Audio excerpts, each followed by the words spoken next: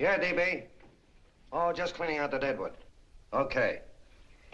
Look, Mr. Connell, I just can't afford to be without work right now, not even for a day. I've got a mother and 2 kid sisters. More good luck telegrams. Well, you know how it is. I've just got to keep on working, see? Sorry, sister. I was sent down here to clean house. I told you I can't use your column anymore. It's lavender and old lace. Send those other people in. I'll tell you what I'll do. I get $30 a week. I'll take 25, 20 if necessary. I'll do anything you say. It isn't the money. We're after circulation. What we need is fireworks. People are going to hit with sledgehammers. Start arguments. Oh, I can do that. I know this town inside out. Oh, give me a chance, All please. right, come in. Cashier's got your check. Who are these people? Gibbs, Frawley, Cunningham, Giles. Hey, your sister. Don't forget to get out your last column before you pick up your check.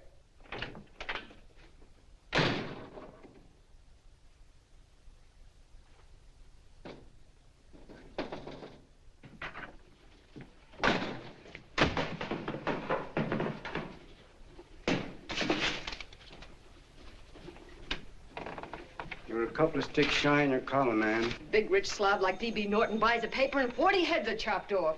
Did you get it, too? Yeah. You too? Oh, Joe. Oh, I'm sorry, darling. Why don't we tear the building down? Before you do, Ann, perhaps you'd better finish this column. Yeah, lavender and old lace. Wait, Joe. Wait.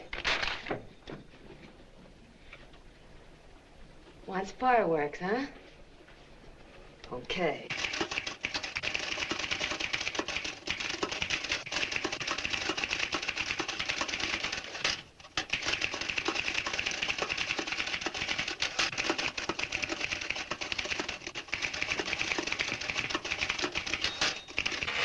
Here. Below is a letter which reached my desk this morning. It's a commentary on what we laughingly call a civilized world. Dear Miss Mitchell, 4 years ago, I was fired out of my job. Since then, I haven't been able to get another one. At first, I was sore at the state administration because it's on account of the slimy politics here we have all this unemployment. But in looking around, it seems the whole world's going to pot. So in protest, I'm going to commit suicide by jumping off the City Hall roof. Signed, a disgusted American citizen, John Doe. Editor's note, if you ask this column, the wrong people are jumping off the roofs. Hey, Ann, this is the old Fakeroo, isn't it? Never mind that, Joe. Go ahead. Sorry.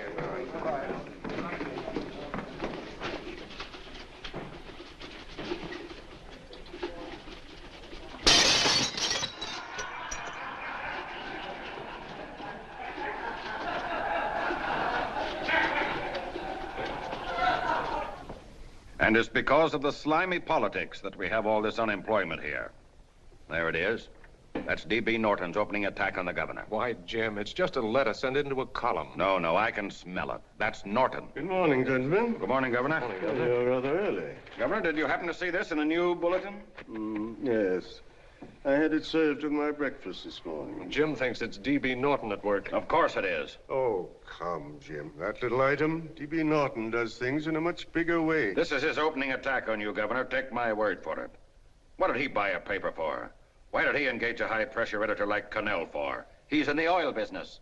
I tell you, Governor, he's after your scalp. All right, Jim, all right. Don't burst a blood vessel. I'll look into it. Will you get me Spencer of the Daily Chronicle, please? Yes, I saw it, Governor. If you ask me, that's a phony letter. Why, that gag has got whiskers on it. Okay, I'll get the mayor and maybe the Chamber of Commerce to go after them. Get Mayor Lovett on the phone. Sorry, the mayor's busy on the other phone. Yes, I know, Mrs. Brewster. It's a terrible reflection on our city. I've had a dozen calls already. Spencer of the Chronicle. Hold him. Just a minute. Yes, Mrs. Brewster. I'm listening. I insist that this John Doe man be found and given a job at once. Now, if something isn't done about it, I'll call out the whole auxiliary. Yes, and the junior auxiliary, too. We'll hold a meeting and see that it is. Yes, Spencer? Who? The governor? Well, what about me? It's my building he's jumping off of, and I'm up for re-election, too. What are you doing? Get Connell at the bulletin. Why, he's liable to go right past my window. Get me Connell. What was that? What? Out the window. Something just flew by. I didn't see anything. Well, don't stand there, you idiot. Go and look. Open the window. Oh, why did he have to pick on my building? Is there a crowd in the street? No, sir. Then maybe he's caught on a ledge. Look again. I think it must have been a seagull. A seagull? What's a seagull doing around the city hall? That's a bad omen, isn't it? Oh, no, sir. The seagull is a lovely bird. It's all right, Mrs. Brewster. It was just a seagull. Can I help? Nothing's happened yet. No, I'm watching. Don't worry, Mrs. Brewster. Just leave it all to me. Spencer, I'll call you back. Hello, Connell? What are you doing? This is the mayor. Yes, Mayor Lovett. How many times are you going to call me? I've got everybody and his brother and sister out looking for him. Did you see the box I'm running? An appeal to John Doe. Think it over, John. Life can be beautiful, says Mayor. If you need a job, apply to the editor of this paper and so forth and so forth. Okay, Mayor, I'll let you know as soon as I have something. What? Well, pull down the blinds. Been up to Miss Mitchell's house, boss. Boy, she's in a bad way. Where is she? Hey, do you know something? She supports a mother and 2 kids. What do you know about that? Did you find her? No. Her mother's awful worried about her. When she left the house, she said she was going on a roaring drunk. The girl, I mean. Go out and find her. Sure. Hey, but the biggest thing I didn't tell you, her old man's Hello? Doc Mitchell. You know the doctor saved my mother's life and wouldn't take any money for it? You remember that. Okay, boss, I'll go and look for her. Holy smokes, Commissioner, you've had 24 hours. Okay, Hawkshaw, grab a pencil. Here it is again. About 5'5", brown eyes, light chestnut hair, and as fine a pair of legs as ever walked into this office. Did you want to see me? No. I've had the whole Army and Navy out searching for you because that's a game we play here every day. I remember distinctly being fired. That's right. But you have a piece of property that still belongs to this newspaper, and I'd like to have it. What's that? The letter. What letter? The letter from John Doe. Oh, The whole town's in an uproar. We've got to find him, and the letter's the only clue. there is no letter. We'll get a handwriting expert to... What? There is no letter. Say that again. There's no letter. I made it up. You made it up. Mm-hmm. You said you wanted fireworks. Don't you know there are 9 jobs waiting for this guy? 22 families want to board him free. 5 women want to marry him, and the mayor's practically ready to adopt him, and you... Just call the morgue, boss. He said there's a girl there. Shut up. Ann! Say, why didn't you... Beanie. Only one thing to do, Hank. Drop the whole business quickly. How? Run a story. Say John Doe was in here and is sorry he wrote the letter and... That's right. They've got it, sure. He came in here, and I made him change his mind. Bulletin editor saves John Doe's life. Why, it's perfect. I'll have Ned write it up. Oh, Ned, I got a story I want you to... Wait a minute. Listen, you great, big, wonderful genius of a newspaper man. You came down here to shoot some life into this dying paper, didn't you? Well, the whole town's curious about John Doe, and boom, just like that, you're going to bury him. There's enough circulation in that man to start a shortage in the ink market. In what man? John Doe. What John Doe? John Doe, the one I made up. Look, genius, now look.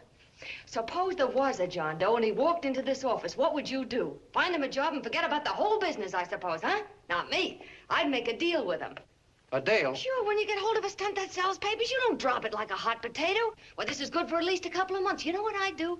Between now and, let's say, Christmas when he's gonna jump, I'd run a daily on. Starting with his boyhood, his schooling, his first job. A wide-eyed youngster facing a chaotic world. The problem of the average man, of all the John Does in the world. Now, then comes the drama. He meets discouragement. He finds the world his feet of clay. His ideals crumble. So what does he do?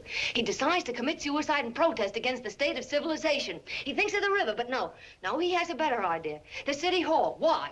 Because he wants to attract attention. He wants to get a few things off his chest, and that's the only way he can get himself heard. So? So he writes me a letter, and I dig him up. He pours out his soul to me. And from now on, we quote, I protest by John Doe. He protests against all the evils in the world. The greed, the lust, the hate, the fear. All of man's inhumanity to man. Arguments will start. Should he commit suicide or should he not? People will write in pleading with him. But no, no, sir. John Doe will remain adamant. On Christmas Eve, hot or cold, he goes. See? Very pretty. Very pretty indeed, Miss Mitchell. But would you mind telling me who goes on Christmas Eve? John Doe. What John Doe? The one we hire for the job, you lunkhead. Wait a minute. Let me get this through this lame brain of mine. Are you suggesting we go out and hire someone to say he's going to commit suicide on Christmas Eve? Is that it? Well, you're catching on. Who, for instance? Anybody. Beanie'll do. Why, sure. Who, me? Jump off a... Oh, no, any time at Christmas. I'm superstitious.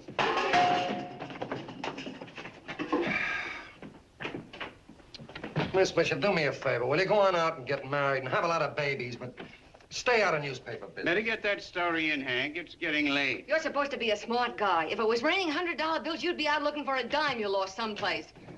Holy smokes, wasting my time listening to this mad woman. Look, Chief, look at the Chronicle is running on John Doe. They say it's a fake. Why, the no good that... John Doe story, amateur journalism. It's palpably phony. It's a wonder anyone is taking it serious. What do you think of those guys? That's fine. That's fine. Now fall right into their laps. Go ahead. Say John Doe walked in and called the whole thing off. You know what that's going to sound like on top of this. That's all, Ned. Thank you. All right. Amateur journalism, huh? Why, that bunch of sophomores, I can teach them more about... Hey, boss, get a load of this. What? Look. What do they want? They all say they wrote the John Doe letter. Oh, they all wrote the letter. Tell them all to wait. Look, Mr. Connell, one of those men is your John Doe. They're desperate and will do anything for a cup of coffee. Pick one out and you can make the Chronicle eat their words. I'm beginning to like this. If you ask me, Hank, you're playing around with dynamite. No. The gal's right. We can't let the Chronicle get the laugh on us. We've got to produce a John Doe now. Amateur journalism, huh? I'll show those guys. Sure, and there's no reason for them to find out the truth either, because naturally, I won't say anything. Okay, sister, you get your job back. Plus a bonus. What bonus? Oh, the bonus of $1,000 the Chronicle was going to pay me for this little document. You'll find it says that I, Ann Mitchell, hereby certify that the John Doe letter was created by me. I can read. Sorry. You think this is worth $1,000, do you? Oh, the Chronicle would consider it dirt cheap. Packs everything, including a gun. Okay, sister, you got yourself a deal. Now let's take a look at the candidates. The one we pick has got to be the typical average man.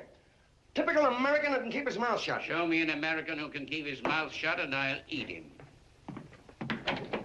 Okay, Beanie, bring him in one at a time.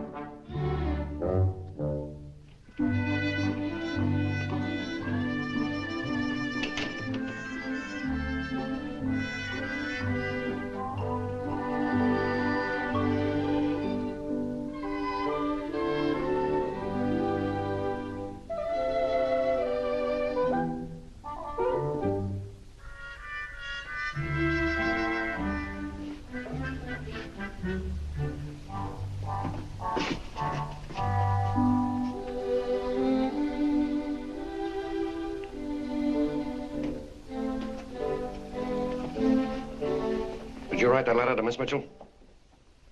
No, I didn't. What are you doing up here, then? Well, the paper says there were some jobs around loose. Thought there might be one left over. Had any schooling? Yeah, a little. What do you do when you work? I used to pitch. Baseball? Yeah, till my wing went bad. Where'd you play? Bush leagues, mostly. How about family? Got any family? No. Oh, just traveling through, huh? Yeah, me and a friend of mine. He's outside. Looks all right. It's perfect, a baseball player. What could be more American? I wish he had a family, though. Be less complicated without a family. Look at that face, it's wonderful. They'll believe him. Come on. What's your name? Willoughby. John Willoughby. Long John Willoughby, they called me in baseball. Would you like to make some money? Yeah, maybe. Would you be willing to say you wrote that letter and stick by it? I get the idea. Yeah, maybe. That's our man. He's made to order. I don't know. He don't seem like the kind of a guy that'd fall in line. When you're desperate for money, you do a lot of things, Mr. Connell. He's our man, I tell you. He's fainted. Get the water quickly. Hurry up, Pop. Oh. Right here, sit down. You all right? Yeah, I'm all right. How many is that, 6?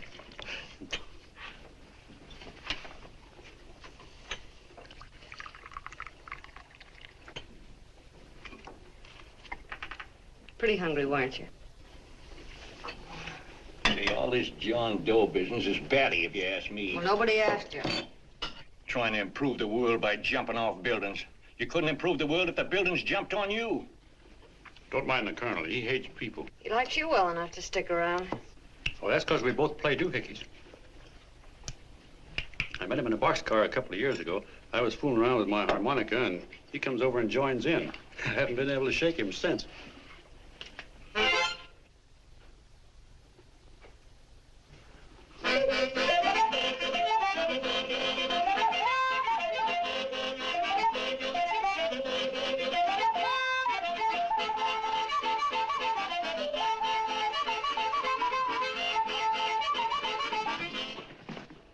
Here he is. No, you can't take pictures of him like that, eating a sandwich and with a beard. But he's going to jump off a building. Yes, but not because he's out of a job. That's not news. This man's going to jump as a matter of principle. Well, maybe you're right. We'll clean him up and put him in a hotel room under bodyguards. We'll make a mystery out of him. Did you speak to Mr. Norton? Thinks it's terrific. Says for us to go the limit. Wants us to build a bonfire under every big shot in the state. Oh, swell. Is that the contract? Yeah. What's he doing here? Friend of his. They play duets together. Duets? But can we trust him? Oh. I trust him. Oh, you trusted me. Well, that's fine. I suppose he trusts you, too. Oh, stop worrying. He's all right. Okay, but we don't want more than a couple of hundred people in on this thing. Now, the first thing I want is an exact copy of the John Doe letter in your own handwriting. I've got it already. Here. No, that's fine. Now, I want you to sign this agreement. It gives us an exclusive story under your name, day by day, from now until Christmas. On December 26th, you get one railroad ticket out of town. And the bulletin agrees to pay to have your arm fixed. That's what you want, isn't it? Yeah, but it's got to be by Bonesetter Brown. Okay, Bonesetter Brown goes. Here, sign it. Meanwhile, here's $50 spending money. That's fine. Beanie? Yes, boss. Take charge of him. Get him a suite at the Imperial and hire some bodyguards. Yeah, and some new clothes, Beanie. You think we better have him deloused? Yeah. Both of them? Yes, both of them, but don't let them out of your sight. Hey, Beanie, gray suit, huh? Yeah. Okay, fellas.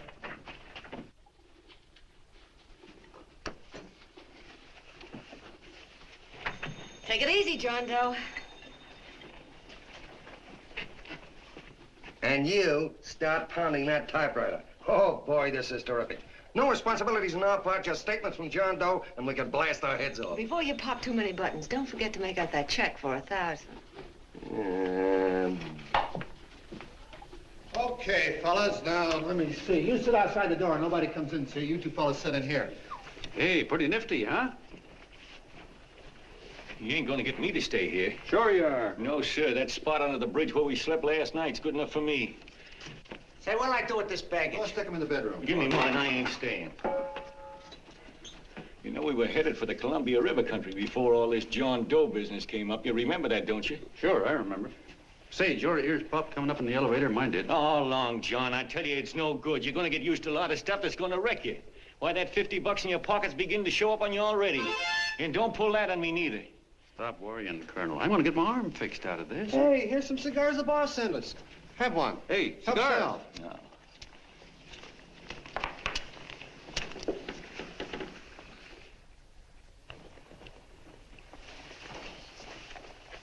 Say, I'll bet you even the major leaguers don't rate an outfit like this. Here, make yourself comfortable. Paper? Yeah, I don't read no papers, and I don't listen to radios either. I know the world's been shaped by a drunken barber, and I don't have to read it. I've seen guys like you go under before. Guys that never had a worry. Then they got a hold of some dough and went goofy. The first thing that happens to a guy... Hey, did you get a load of the bedroom? No. The first thing that happens to a guy like that, he starts wanting to go into restaurants and sit down at a table and eat salads and cupcakes and tea. Boy, what that kind of food does to your system.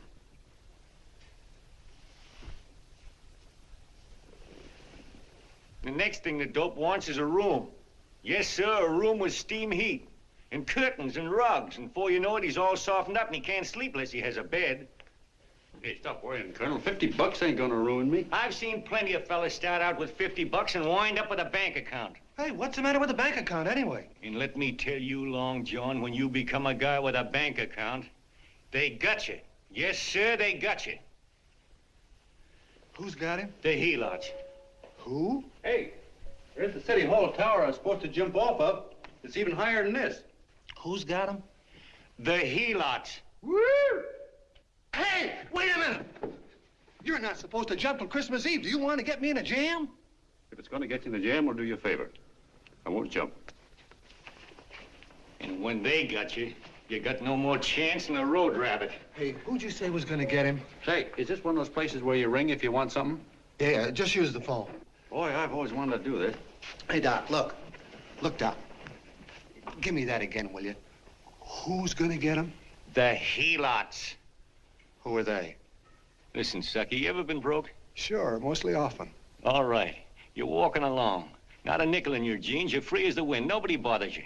Hundreds of people pass you by in every line of business. Shoes, hats, automobiles, radios, furniture, everything. And they're all nice, lovable people. And they let you alone. Well, is that right? Then you get a hold of some dough, and what happens? All those nice, sweet, lovable people become helots. A lot of heels. They begin creeping up on you, trying to sell you something. They get long claws, and they get a stranglehold on you. And you squirm, and you duck, and you holler, and you try to push them away, but you haven't got a chance. They got you. First thing you know, you own things. A car, for instance. Now your whole life is messed up with a lot more stuff. You get license fees, and number plates, and gas, and oil, and taxes, and insurance, and identification cards, and letters, and bills, and flat tires, and dents, and traffic tickets, and motorcycle cops, and courtrooms, and lawyers, and fines, and 1,000,001 other things. And what happens? You're not the free and happy guy you used to be. You gotta have money to pay for all those things. So you go after what the other fellas got. And there you are. You're a helot yourself.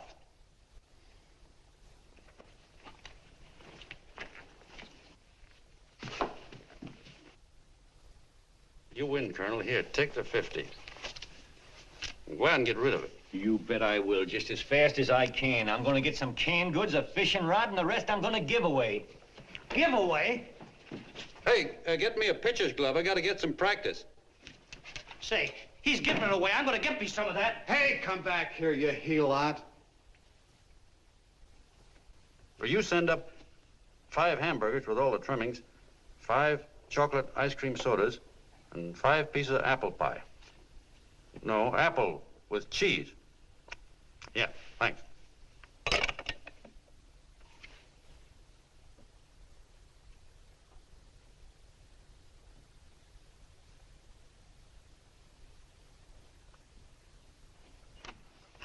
Hello there. Well, well. If it isn't the man about town. All set, Miss Anne. Hmm? Oh, yes. Let's go. Let's see, we want some action in these pictures. Action? Mm-hmm. That's good. No. This man's going to jump off a roof. Oh. Here, wait a minute. Let me comb your hair. Sit down. Yeah, that's better.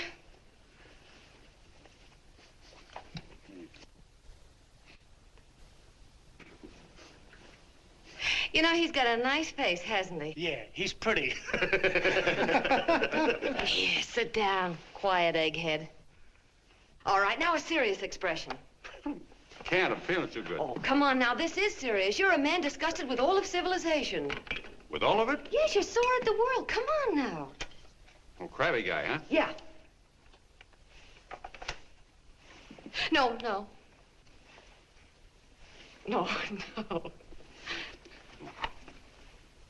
No, look, you don't have to smell the world. Well, all those guys in the picture Never mind those guys. All right, stand up. Now, let's see what you look like when you protest. Against what? Against anything, just protest. You got me. Oh, look, I'm the umpire, and you just cut the heart of the plate with your fast one, and I called it a ball. What would you do? Oh, you did, huh? Yeah. Why can't you call him right, you boneheaded... Grab it, Eddie, grab it!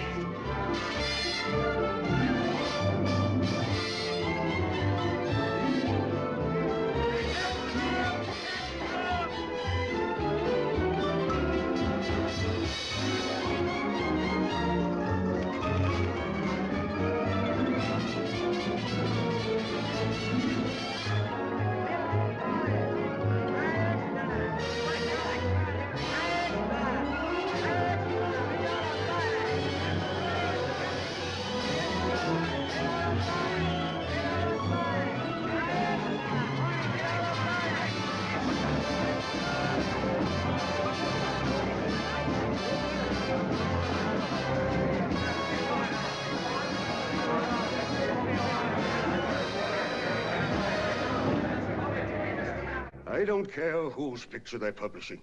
I still say that this John Doe person is a myth, and you can quote me on that. And I'm going to insist on his being produced for questioning. You know as well as I do that this whole thing is being engineered by a vicious man with a vicious purpose, Mr. D.B. Norton.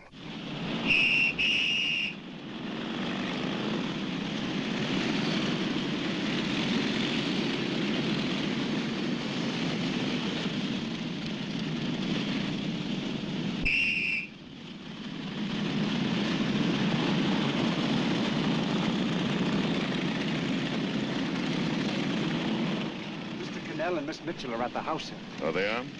All right. Come on. Personally, I think it's just plain stupidity to drop it. Now, you should see his fan mail, thousands. Why, it's going over like a house afire. What are you afraid of, Connell? It's doubled our circulation. Yeah, but it's got everybody sore. Ads are being pulled. The governor's starting a libel suit. What's more, they all know John Doe's a phony, and they insist on seeing Well, what about it? Let them see him. We'll go on one better. They can also hear him. You own a radio station, Mr. Norton. Why not put him on the air? Watch out for this damn DB. She'll drive you batty. Oh, Look, what? we can't let him get to this Bush League pitcher and start pumping him. Good night. Now, tell him what that screwball might do. I walk in yesterday, here he is, standing on a table with a fishing pole, fly casting. Take my advice and get him out of town before this thing explodes in our faces. If you do, Mr. Norton, you're just as much of a dumb cluck as he is. Excuse me. No, you got yourself a meal ticket and you hate to Sure, let go. it's a meal ticket for me, I admit it, but it's also a windfall for somebody like Mr. Norton who's trying to crash national politics. That's what you bought the newspaper for, isn't it? You want to reach a lot of people, don't you? Well, put John Doe in the air and you can reach 130 million of them. He can say anything he wants and they'll listen to him. All right, we'll forget the governor and the mayor and all the small fry like that. This can arouse national interest. If he made a hit around here, he can do it every place else in the country. And you'll be pulling the strings, Mr. Norton. Go down to the office and arrange for some radio time. What, DB, you're not going to as fall... soon as possible. Okay. I just came in to get warm myself. Come on, let's go. Don't you go. I want to talk to you.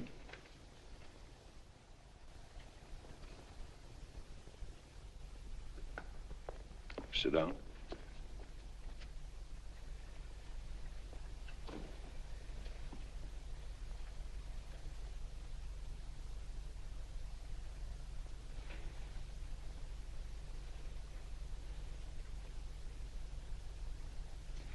Hey, this John Doe idea was yours, huh?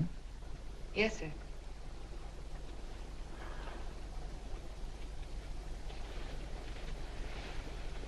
How much money do you get? $30. $30. Well, what are you after? I mean, what do you want? A journalistic career? Money. Money? Well, I'm glad to hear somebody admit it. Do you suppose you could write a radio speech that would put that fellow over? Oh, I'm sure I can. Do it, and I'll give you $100 a week. $100? That's only the beginning. You play your cards right, and you'll never have to worry about money again. Oh, I knew it. Hello. Hello. Whenever there's a pretty woman around. This is my nephew, Ted Sheldon, Miss Mitchell. How do you do? How do you do? All right, Casanova, I'll give you a break. See that Miss Mitchell gets a car to take her home. Always reading my mind, aren't you? Thank you very much for everything. And Miss Mitchell, I think from now on you'd better work directly with me. Yes, sir.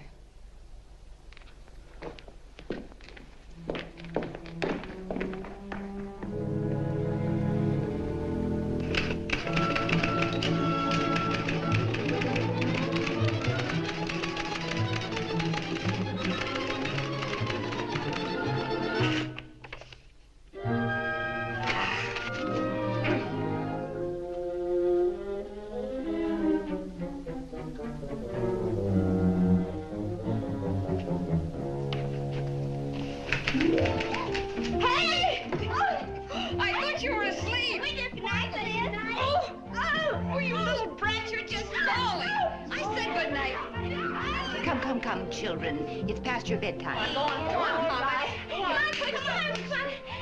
Come on.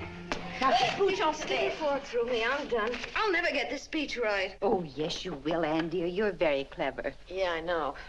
What are you looking for? Your purse. I need $10. What for? I gave you 50 just the other day. Yes, I know, dear, but Mrs. Burke had her baby yesterday. 9 pounds. And there wasn't a thing in the house.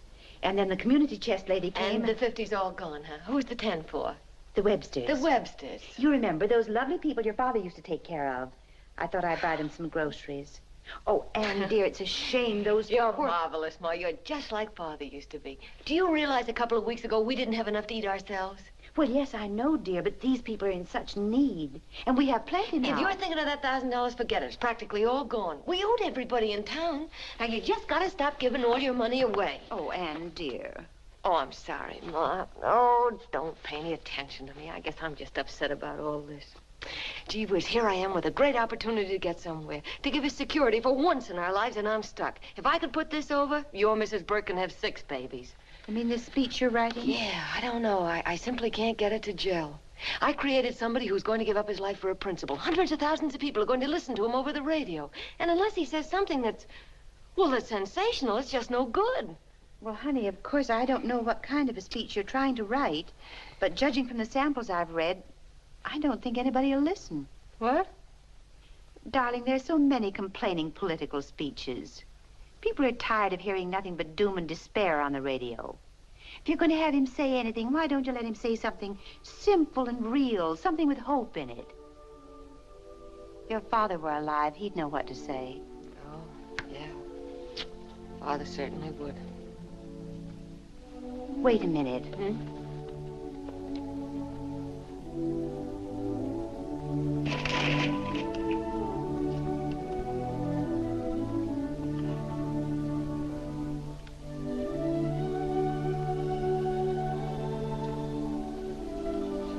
That's your father's diary, Anne. Father's... I never knew he had a diary. There's enough in it for 100 speeches. Things people ought to hear nowadays. You'll be careful of it, won't you, dear? It's always helped to keep your father alive for me. You bet I will, Ma. Wait a minute. John Doe don't want to sign no autographs. Well, what does he do all day? What does he do all day? He's writing out his memories. Sorry, lady, you can't see Mr. Doe. He wants to be alone. No, he just sits around all day and commutes with himself.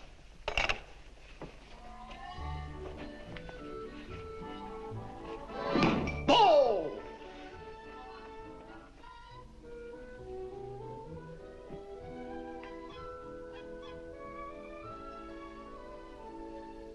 I don't know how you're going to stand it around here till after Christmas. I'll bet you ain't heard a train whistle in 2 weeks.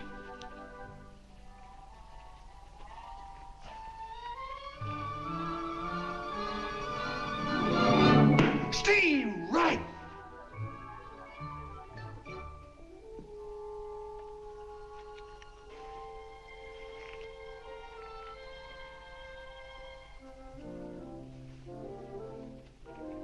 I know why you're hanging around.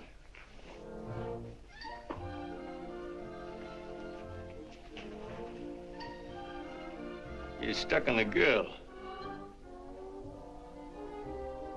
That's all a guy needs is to get hooked up with a woman.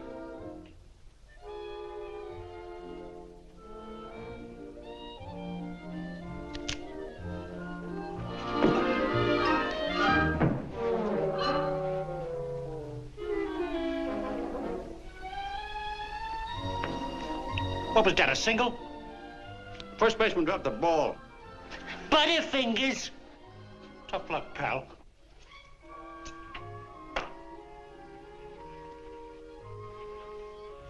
Guy has a woman on his hands. First thing he knows, his life is balled up with a lot more things. Furniture.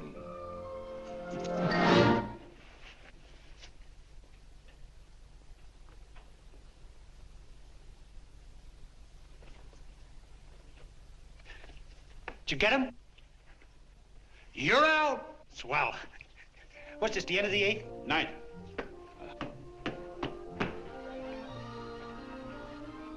Hey, Beanie, there's a couple of mugs in the Chronicle snooping around out here. Huh. Come on, Angel Face. Gangway. What's the score, Angel Face? 3-2, our favor. Gee, that's great.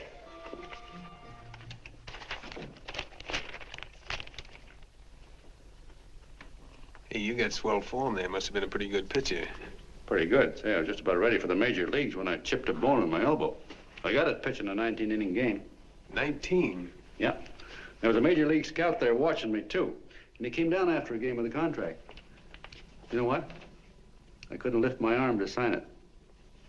I'll be okay, though, as soon as I get it fixed up. It's too bad. What do you mean, too bad? Huh? Oh, that you'll never be able to play again. What are you talking about? I just told you I was going to get Well, you know how they are in baseball if a guy's mixed up in a racket. Racket? What do you mean? Well, I was just thinking about this John Doe business. Why, as soon as it comes out it's all a fake, you'll be washed up in baseball, won't you?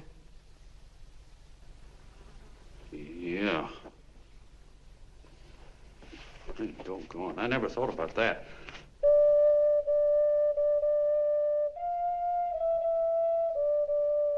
Gosh. And another thing, what about all the kids in the country? The kids that idolize ball players. What are they gonna think about you? Yeah. Hey, Colonel. Did you hear that? I gotta figure some way out of this thing. Elevators are still running. I know one way you can do it. How?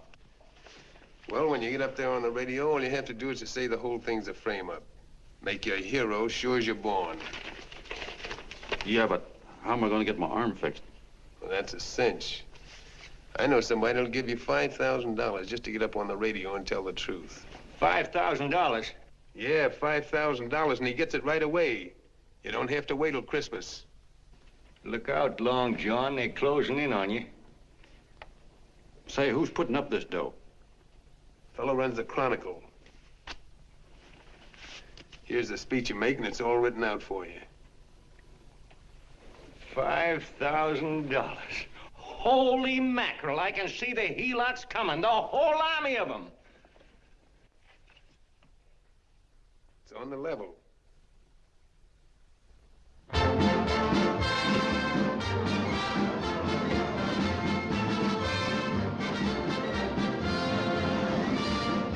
No, I'm sorry. Tickets for the broadcast are all gone. Phone the bulletin. Sorry, no more tickets left.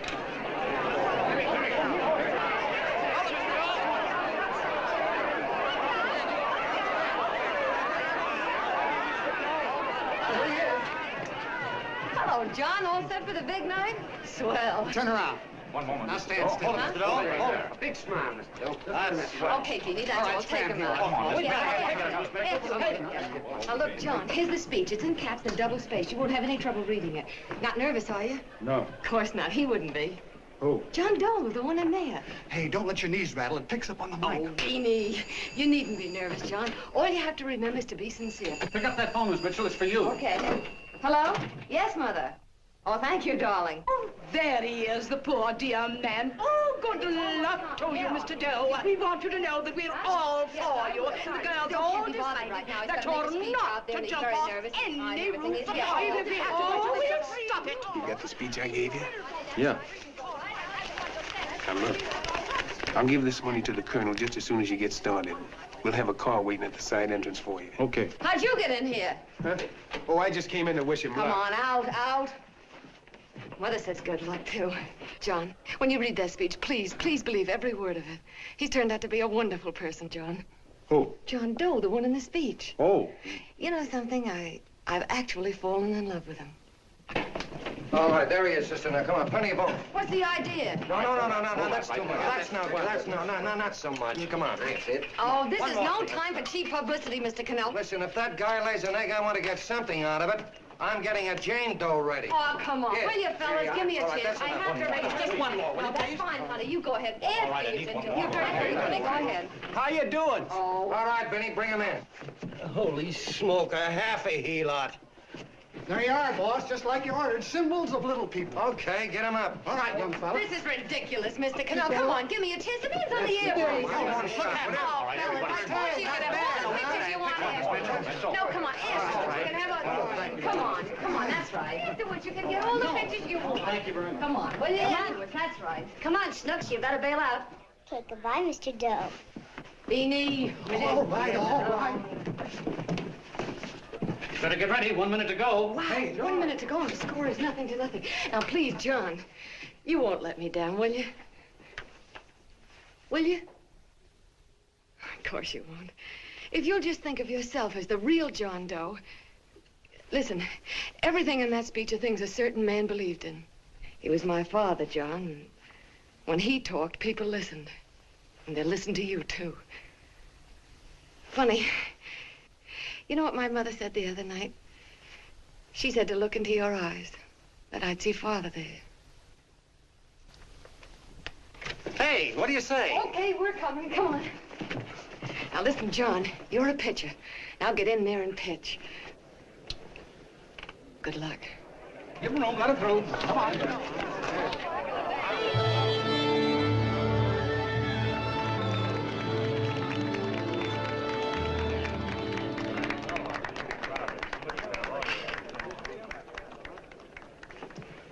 Hey, let's get out of here. There's the door right there. Hey, what are you doing here? That's what I'd like to know. Come on, out. Hey, he's a friend of mine. Never mind, let him alone. He's all right.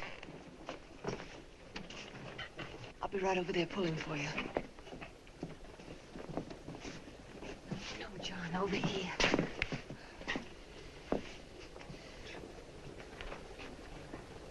Stand by.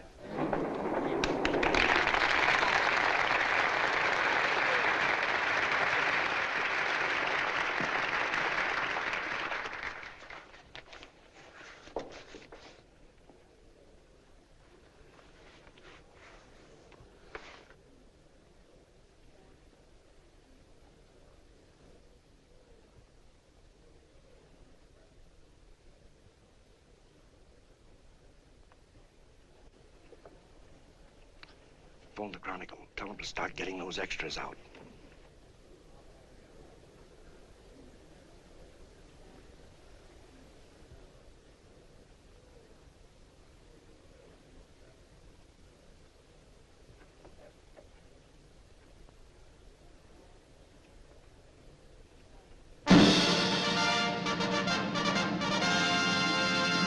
And good evening, ladies and gentlemen. This is Kenneth Fry speaking for the New Bulletin.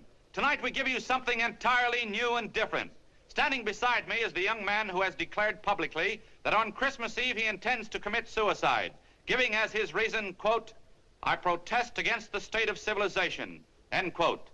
Ladies and gentlemen, the New Bulletin takes pleasure in presenting the man who is fast becoming the most talked of person in the whole country, John Doe.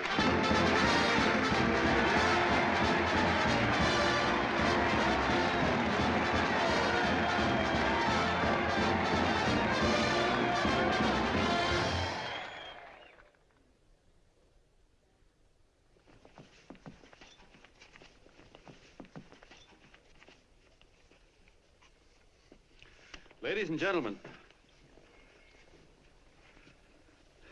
I am the man you all know as John Doe.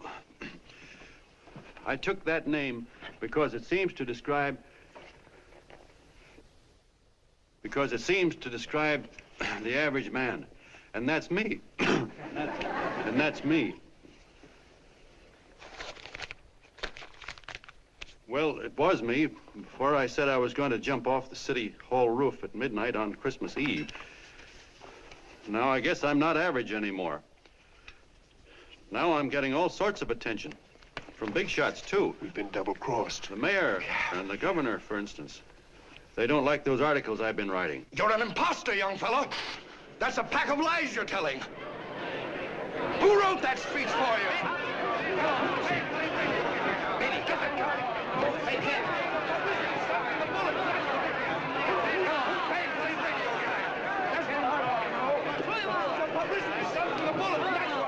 Spencer.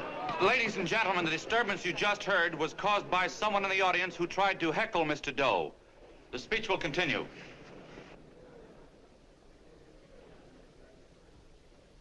Well, people like the governor and that fellow there can stop worrying.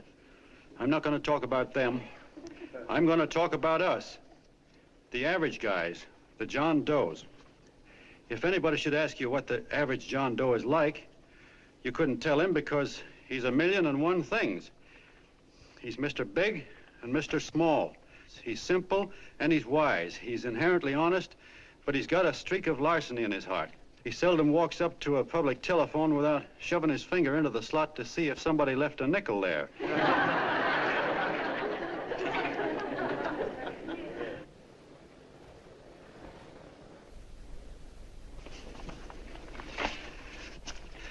He's the man the ads are written for. He's the feller everybody sells things to.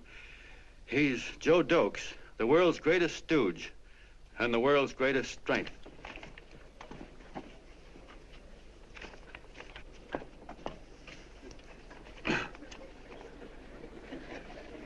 Yes, sir. Yes, sir, we're a great family, the John Does. We're the meek who are supposed to inherit the earth. You'll find us everywhere. We raise the crops, we dig the mines, work the factories, keep the books, fly the planes, and drive the buses. And when a cop yells, "Stand back there, you," he means us, the John Does. Well, what kind of a speech is that? Didn't you read it? We've existed since time began. We built the pyramids. We saw Christ crucified, pulled the oars for Roman emperors, sailed the boats for Columbus, retreated from Moscow with Napoleon, and froze with Washington at Valley Forge. Yes, sir. We've been in there dodging left hooks since before history began to walk.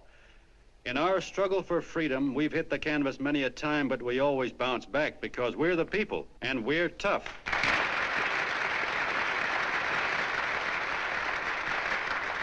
They've started a lot of talk about free people going soft, that we can't take it. That's a lot of hooey. A free people can beat the world at anything, from war to tiddlywinks, if we all pull in the same direction.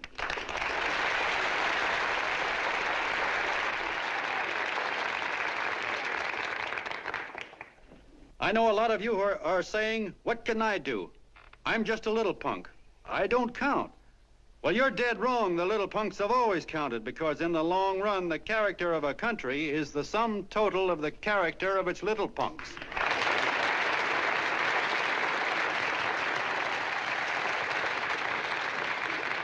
But we've all got to get in there and pitch. We can't win the old ball game unless we have teamwork. And that's where every John Doe comes in. It's up to him to get together with his teammate. And your teammate, my friends, is the guy next door to you. Your neighbor. He's a terribly important guy, that guy next door. You're going to need him, and he's going to need you, so look him up. If he's sick, call on him. If he's hungry, feed him. If he's out of a job, find him one. To most of you, your neighbor is a stranger, a guy with a barking dog and a high fence around him. Now, you can't be a stranger to any guy that's on your own team. So tear down the fence that separates you. Tear down the fence, and you'll tear down a lot of hates and prejudices. Tear down all the fences in the country, and you'll really have teamwork.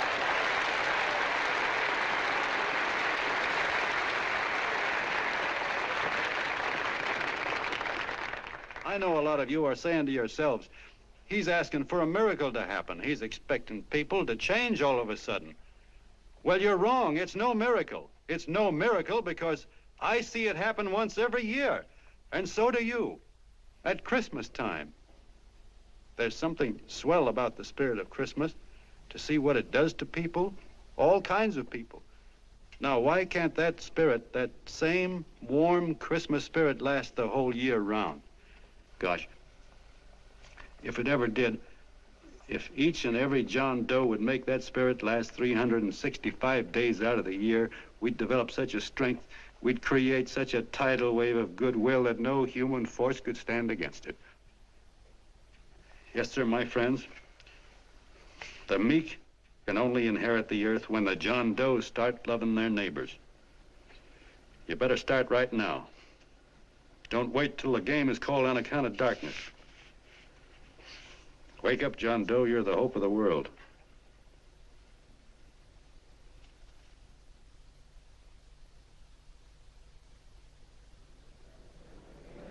John, you were wonderful.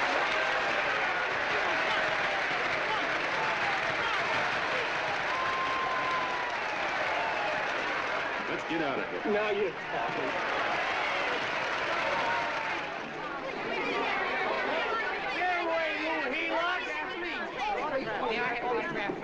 Please, hey!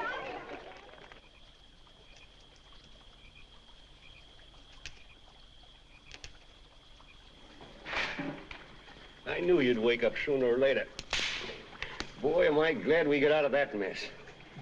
I had the $5,000 sewed up. Could have been on my way to old Doc Brown. You're a pitcher, John, she says. Now, go in there and pitch. What a sucker. Yeah, she's a heel-out just like the rest of them. It's lucky you got away from her. What was I doing up there making a speech anyway? Me, huh? Geez, the more I think about it, the more I could... Tear down all the fences. Why, if you tore one picket off of your neighbor's fence, he'd sue you. $5,000 had it right in my hand. What do you mean he ran away? Well, go after him, find him. That man is terrific.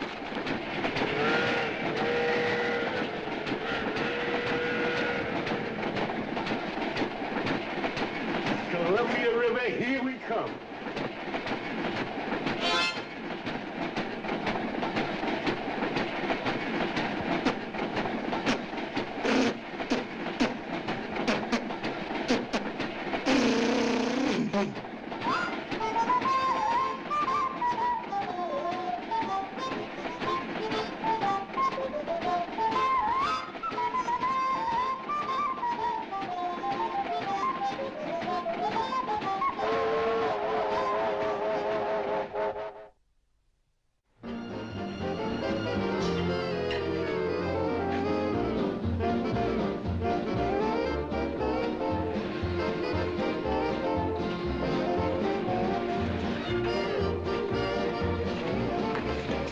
Jitterbugs. Yeah. Say, how much money we got left? 4 bits. Better make it donuts, huh? Yeah.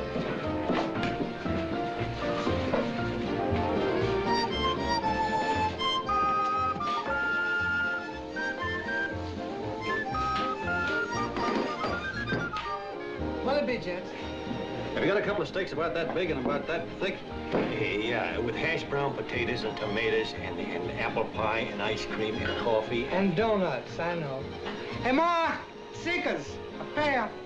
Seekers, a pair, coming up. Glad he took the tea out of that.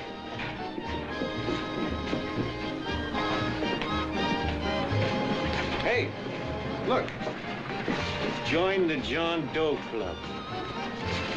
John Doe Club?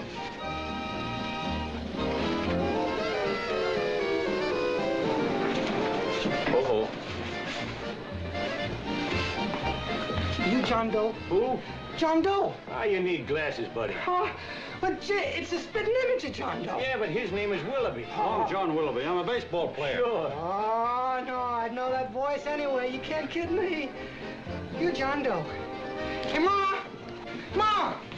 That's John Doe. John Doe? Yeah, sitting right there, big as life. Who'd you say it was? John Doe, the big guy there. Picture's in the paper. That's John Guy. John Doe. John Doe. Sitting right there, John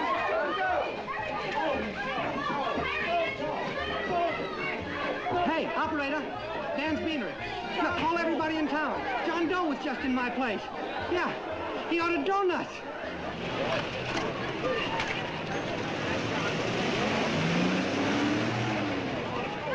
John Doe, let's see John Doe. Come on. You're all neighbors to see John Doe. We're all neighbors. And my office is packed like a sardine box. What does John Doe look like, Mr. Mayor? Oh, he's one of those great big outdoor type men. No, you can't see him. You didn't vote for me the last time. Shame on you. What are you doing there? Get off my front porch anyhow. Mr. Norton come yet? Oh, well, I wonder where he's at. What's keeping him? He should have been here 15 minutes ago. Oh, there it comes now. Now, everybody on your dignity. Don't do anything to disgrace us. A little town, but we got to show off. Better let me talk to him. All right, but present it to him as a great cause for the common man. Ah, here they come. Now, give him room down there. Give him room, folks. Come on, now. Come on, here they come. Here they come. Here's Mr. Norton. How do you do, Mr. Norton? I'm Mayor Hawkins. You're Mr. Loudfire. Let me go, you darn fool. I'm the mayor. Mr. Norton. Mr. Norton. Mr. Norton. I'm Mayor Hawkins. Your office telephoned me to hold him. Well, that's fine. How is he? Oh, he's fine. He's right in my office there. You know, it's a great honor having John Doe here, and you, too. Haven't had so much excitement since the old City Hall burned down. People are so excited and they'll tore his clothes off. Oh, Matilda, darling, phone the newspapers, tell them Mr. Norton's here. Step right inside, Mr. Norton. My office. Very comfortable here, Mr. Norton. Just had it air conditioned. Gangway, please. Get room for Mr. Norton. Gangway. Gangway. Here he is, Mr. Norton. Well taken care of. The neighbors are serving him a light lunch. Hello, John. Well, Mr. Mayor, if you don't mind, we'd like to talk to him alone. Why, certainly, certainly. All right, everybody. Clear out. But you... Everybody, quickly now. Come on. Look at that. Come on. Come on. That's All right. Don't argue with me here. Wait till we get home. Don't you push me around like that. Even though I'm your wife, you can't push me around. Look, Mr. Norton, I think you got a lot of nerve having those people hold us here. There's nobody holding you here, Mr. Doe. It's only natural There's that people... nobody holding us here. Let's get going.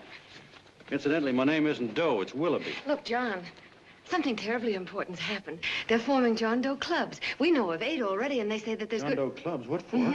To carry out the principles you talked about in your radio speech. I don't care what they're forming. I'm on my way, and I don't like the idea of being stopped either. Oh, but you don't know how big this thing is. You should see the thousands of telegrams we've received and what they're saying about you. Look, it started as a circulation stunt, didn't it?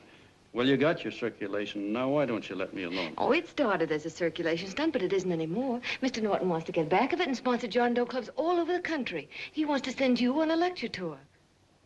Me? Uh-huh. Well, certainly, with your ability to influence people, it might grow into a glorious movement. Say, let's get something straight here. I don't want any part of this thing. If you got an idea I'm going around lecturing to people, why, you're crazy. Baseball's my racket, and I'm sticking to it. Come on, Colonel, let's get out of here. John, Please, please. I just got rid of one crowd. But please, Mr. Mayor, tell him the John Doe Club wants to talk to him. Let them in, Mr. Mayor. Let them come in. Okay, folks, but remember your manners. No stampeding. Walk slow, like you do when you come to pay your taxes.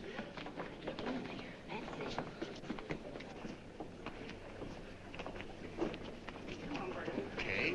All right, give me a chance. Come right in.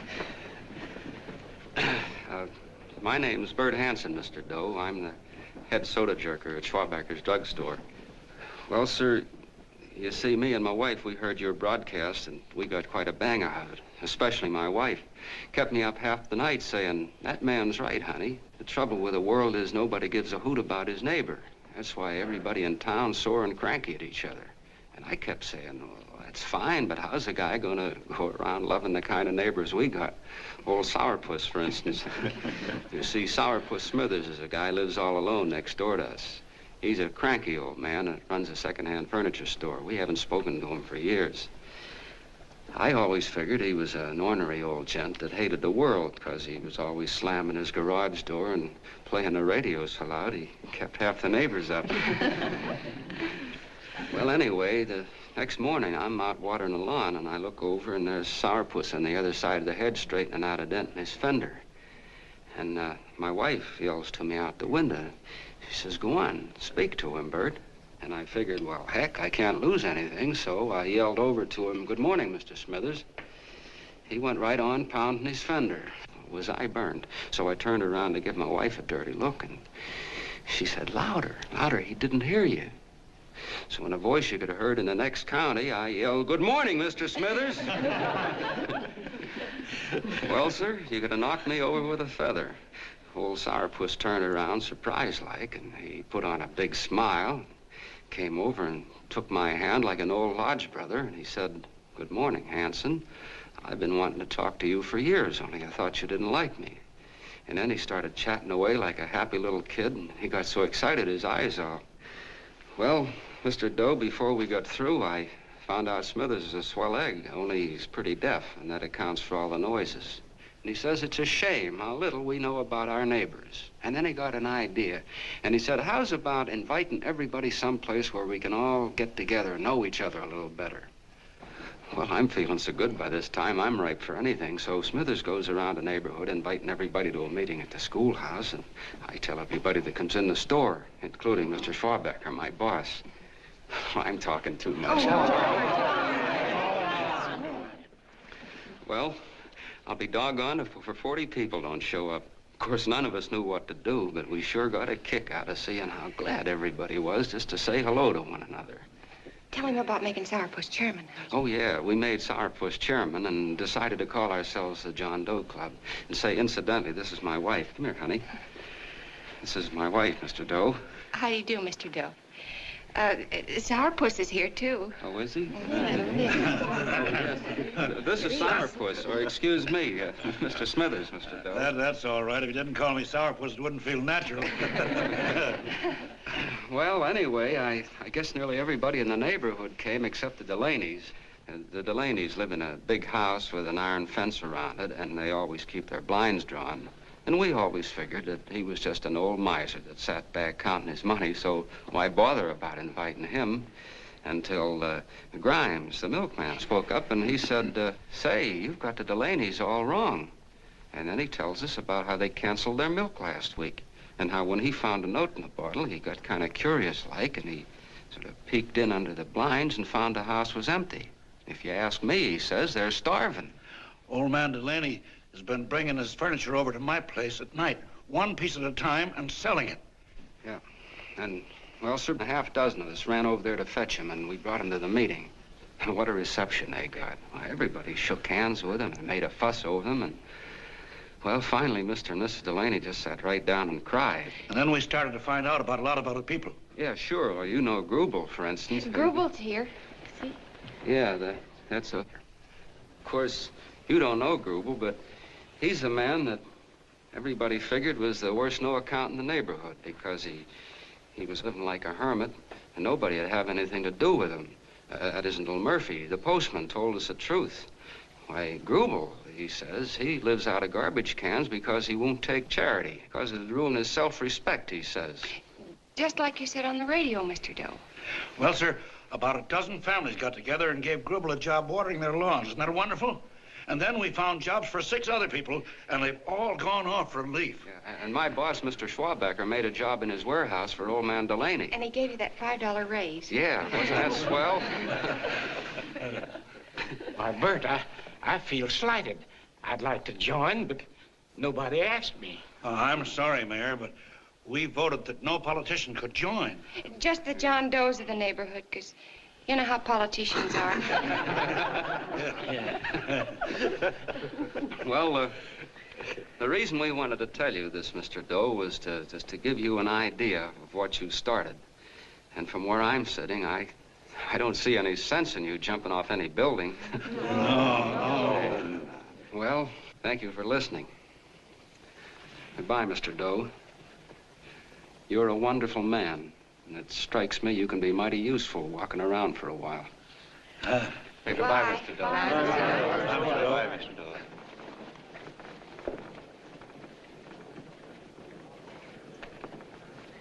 I'm Mrs. Delaney, Mr. Doe. And God bless you, my boy.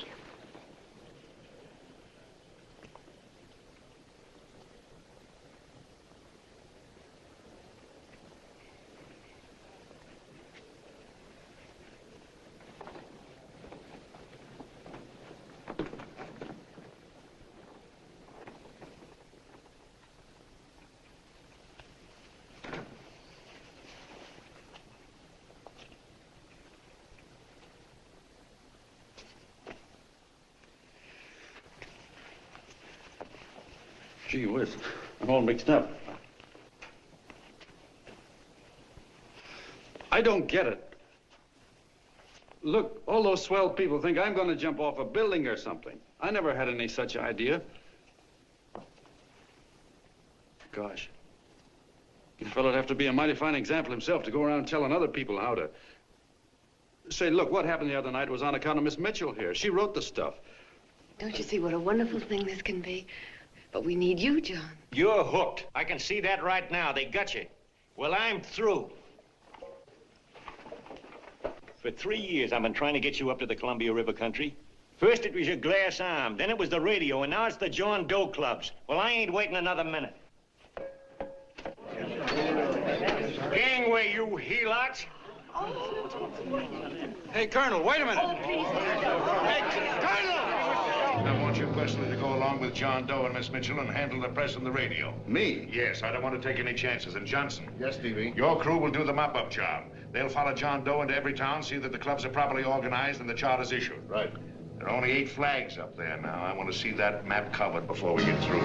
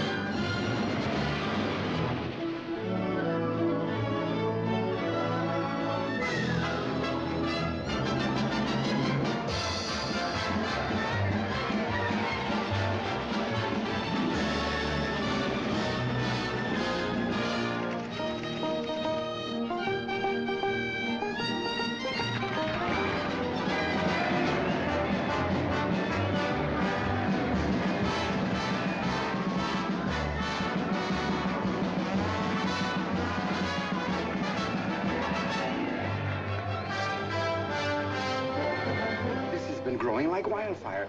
If they made demands, I'd understand it. But the John Does ask for nothing. People are going off relief. If this keeps up, I'll be out of a job. As soon as it gets strong enough, we'll find out what John Doe wants. 30 every Thursday. 60 at 60. Who knows what? I'm sorry, boss. They just won't let anybody talk politics to them. It's crazy.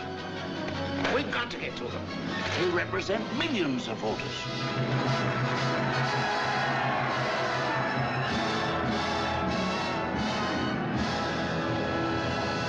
I tell you, ladies and gentlemen, this thing has been nothing short of a prairie fire. We've received so many applications for charters to the John Doe clubs, we haven't been able to take care of them. I'd hate to have that many pins stuck in me. This John Doe convention is a natural. It's going to put our city on the map. Why, over 2,400 John Doe clubs are sending delegates. Can you imagine that? You, Mr. Mayor, will be the official host. You will make the arrangements for decorating the city, parades, and a reception for John Doe when he gets home. And don't wear your high hat. No high hat? No high hat. And from you, Connell, I want a special John Doe edition every day until the convention is over.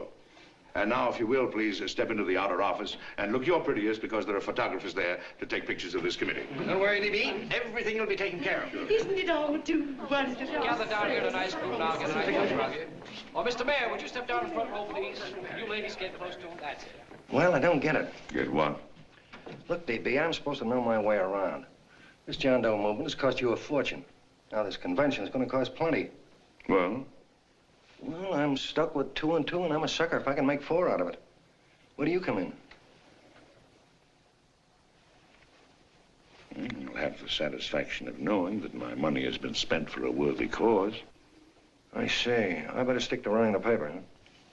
I think maybe you better had.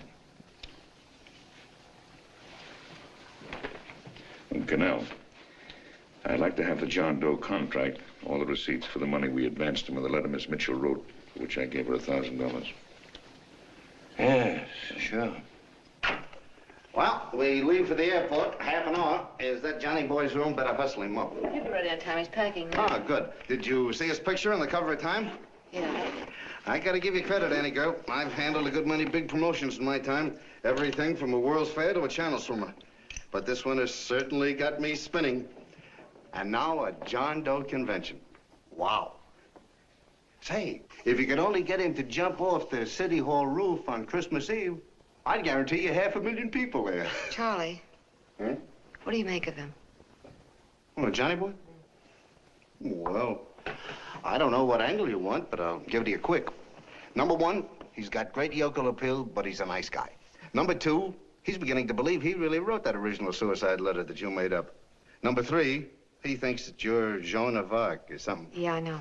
Number 4, well, you know what number 4 is. He's nuts about you. Yeah, it's running out of his ears. You left out number 5. We're all heels, me especially. Holy smoke. Come in.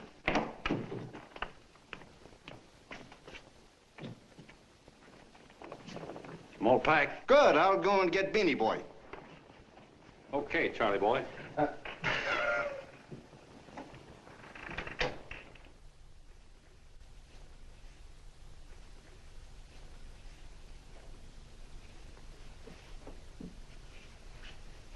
Can I help you pack?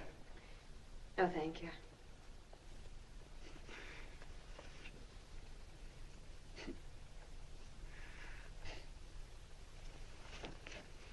Do you care if I sit down out here? No.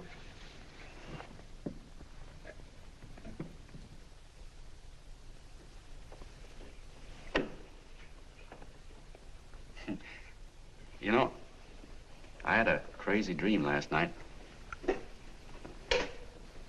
It was about you. About me? Yeah, sure was crazy. I dreamt I was your father.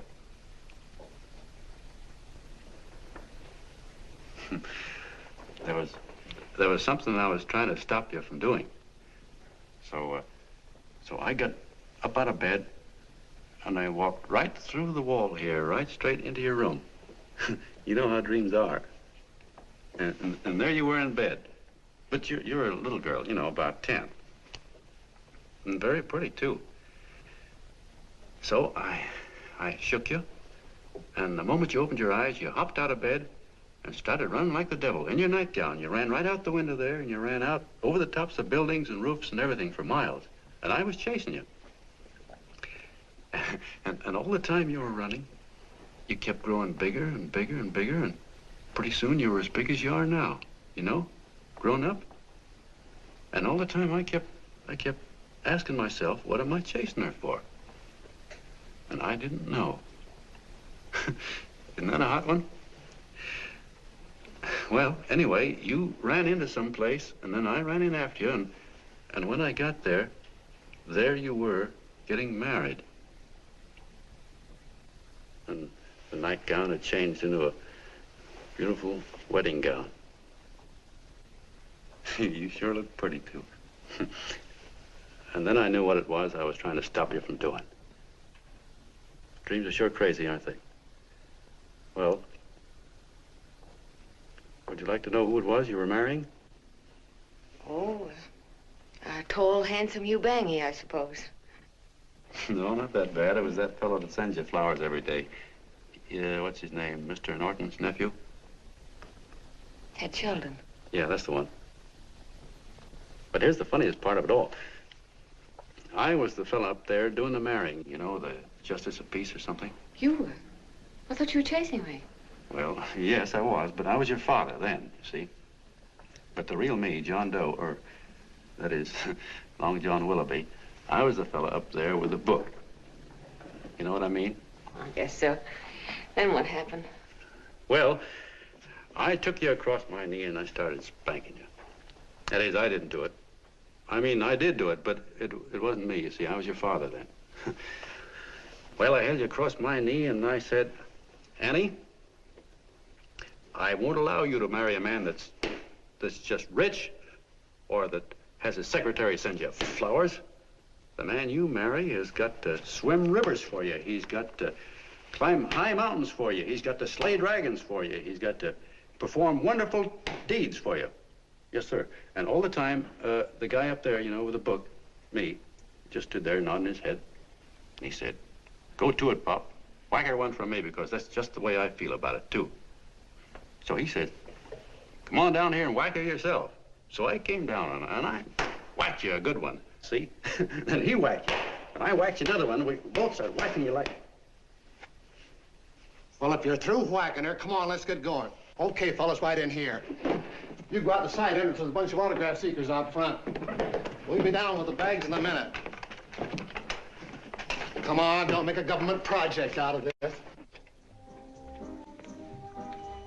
Hi, Beanie. When's our plane take off again? Couple of minutes. How many people do you think we've talked to already, outside the radio, I mean? Oh, I don't know. About 300,000. 300,000. What makes them do it, Ann? What makes them come and listen and get up their John Doe clubs the way they do? I've been trying to figure it out. Look, John, what we're handing them are platitudes, things they've heard 1,000,000 times. Love thy neighbor, clouds have silver linings, turn the other cheek. It's just a... Yeah, I heard them 1,000,000 times, too, but there you are. Maybe they're like me, just beginning to get an idea of what those things mean. You know, I never thought much about people before. They were always just somebody to fill up the bleachers. And the only time I worried about them is when they didn't come in to see me pitch. You know, lately I've been watching them when I talk to them. I could see something in their faces. I could feel that they were hungry for something. You know what I mean? Maybe that's why they came. Maybe they're just lonely and wanted somebody to say hello to. I know how they feel. I've been lonely and hungry for something practically all my life.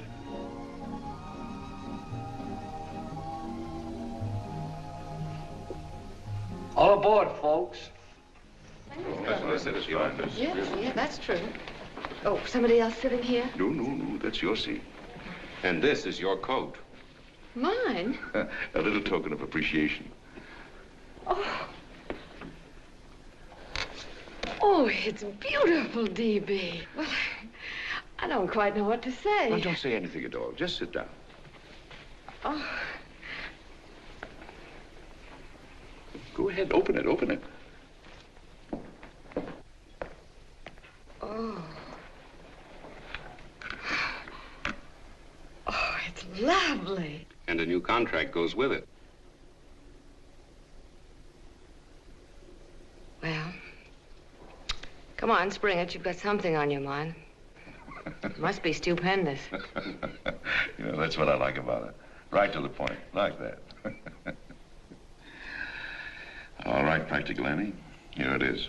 Tomorrow night, before a crowd of 15,000 people and talking over a nationwide radio hookup, John Doe will announce the formation of a third party. A third party? Yes, the John Doe Party. Devoted entirely to the interests of all the John Does all over the country, which practically means 90% of the voters. He will also announce the third party's candidate for the presidency, a man whom he personally recommends, a great humanitarian, the best friend the John Does have. Mr. D.B. Norton.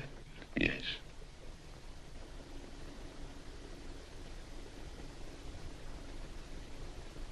Wow.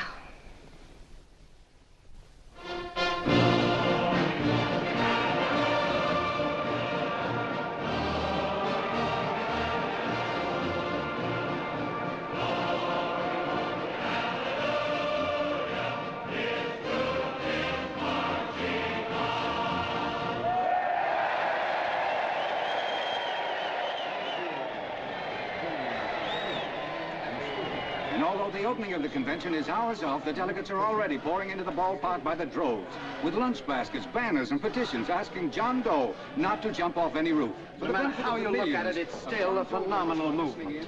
These John Does, or the hoi polloi, as you've heard people call them, have been laughed at and ridiculed, but here they are, gay and happy, having traveled thousands of miles, their expenses paid by their neighbors, to come here to pay homage to their hero, John Doe.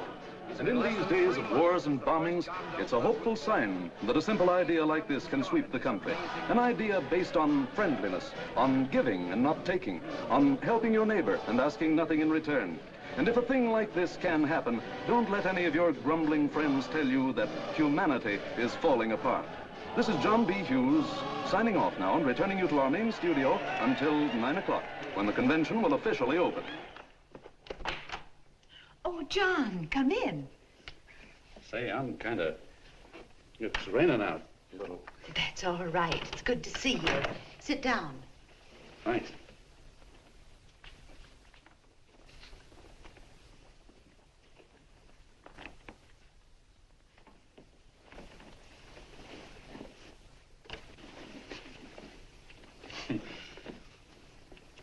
It's for Anne. Oh, how nice. Thank you very much. Flowers. I'm terribly sorry she isn't here. She isn't? No, she just left. I'm surprised you didn't run into her. She went over to Mr. Norton's house. Oh. Did you want to see her about something important? Yeah, well, no, it'll wait. Say, he's a nice man, isn't he? Mr. Norton, I mean. He's done an awful lot for the...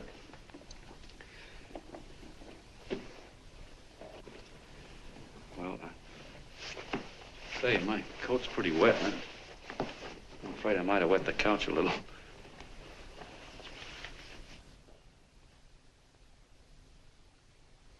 Well, I guess I'll see her at the convention later. Yes, of course. I'll see that she gets the flowers. Thanks. Good night, Mrs. Mitchell. Good night, John.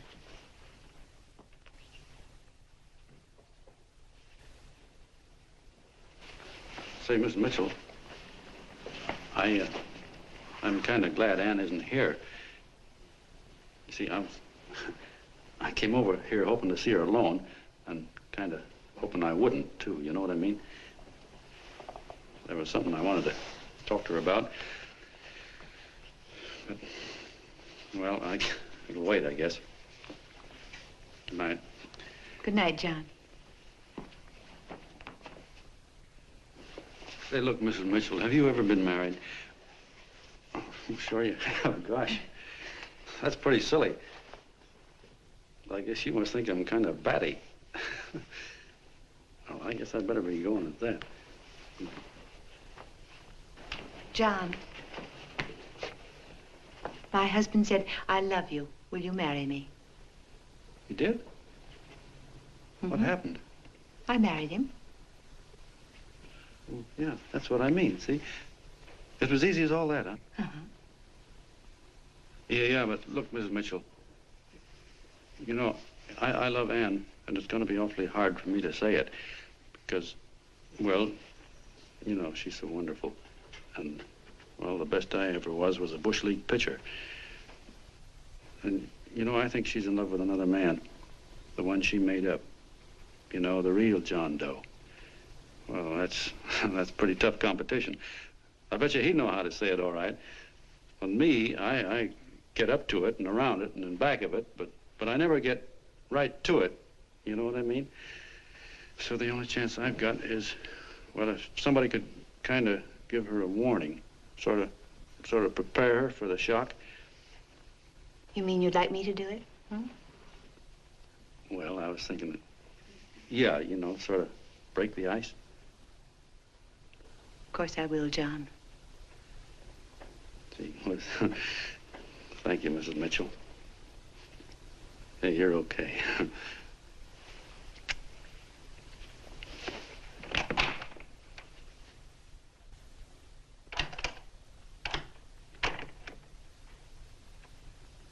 This John Doe meeting is going to be one of the biggest things that ever happened. Why, they're coming from all over. Trains, boxcars, wagons. Look out! Hello, bodyguards. Hey, had your dinner yet? Not yet. Oh, that's all right. Well, look, no, go ahead and have your dinner. Wait a minute, John.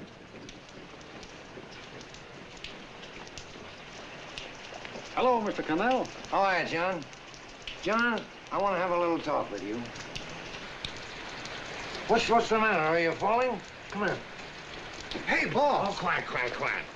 Say, tell me something. Did you read the speech you're going to make tonight? No, I never read the speeches before I make them. I get more of a kick out of it that way. Uh-huh. It's just exactly what I thought. Beanie, go on down to the office. Tell Pop to give you the speech. There's a copy on my desk. Gee whiz, boss, you know Mr. Norton told me not to leave him, not even for a minute. Go on. We'll be at Jim's bar up the street.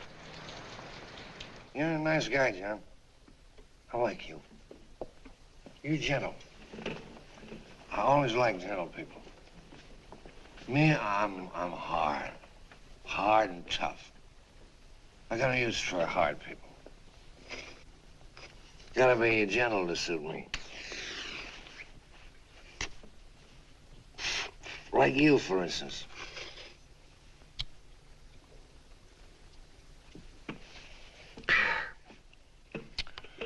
Yep, I'm hard. But you want to know something? I've got a weakness. Never guessed that, would you? Well, I have. Want to know what it is? Star-Spangled Banner. Screw you, huh? Well, maybe it is, but play the Star-Spangled Banner. I'm a sucker for it. Always gets me right here. Know what I mean? Yeah, it gets me right back here. Oh, back there, huh? Well, every man to his own taste. You weren't old enough. You weren't old enough for the World War, were you, Jim? No, of course not. Oh, you must have been just kidding. I was just ripe and raring to go. You know what my old man did when I joined up? He joined up, too. Got to be a sergeant. And here's a kick for you. We were in the same outfit. Funny, huh? Hmm?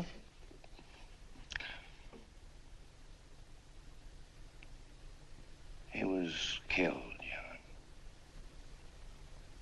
I saw him get it. I was right there, and I saw it with my own eyes.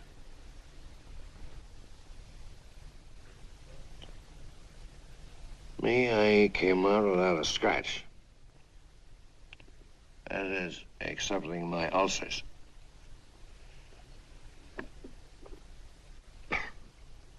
I should be drinking milk, you know. This stuff is poison. Hey, Tubby. Yes, Mr. Connell. What do you say, huh? All right. Yep, I'm a sucker for this country. I'm a sucker for the Star-Spangled Banner, and I'm a sucker for this country. I like what we got here. I like it. A guy can say what he wants and do what he wants without having a bayonet shoved through his belly. And that's all right, isn't it? You betcha. Yeah. Well, we don't want anybody coming around changing it, do we? No, sir. No, sir. And when they do, I get mad. I get boiling mad. And right now, John, I'm sizzling. I get mad for a lot of other guys besides myself. I get mad for a guy named Washington, and a guy named Jefferson, and Lincoln. Lighthouses, John. Lighthouses in a foggy world. You know what I mean? Yeah, you bet. Listen, pal. This fifth column stuff is pretty rotten, isn't it? Yeah, it certainly is. And you'd feel like an awful sucker if you found yourself marching right in the middle of it, wouldn't you? You. Of course, you wouldn't know it because you're gentle. But that's what you're doing. You're mixed up with a skunk, my boy. A no-good, dangerous skunk. Say, you're not talking about Mr. Norton, are you? I'm not talking about his grandfather's pet poodle.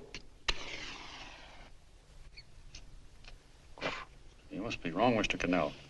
Because he's been marvelous about the John Doe clubs. Yeah?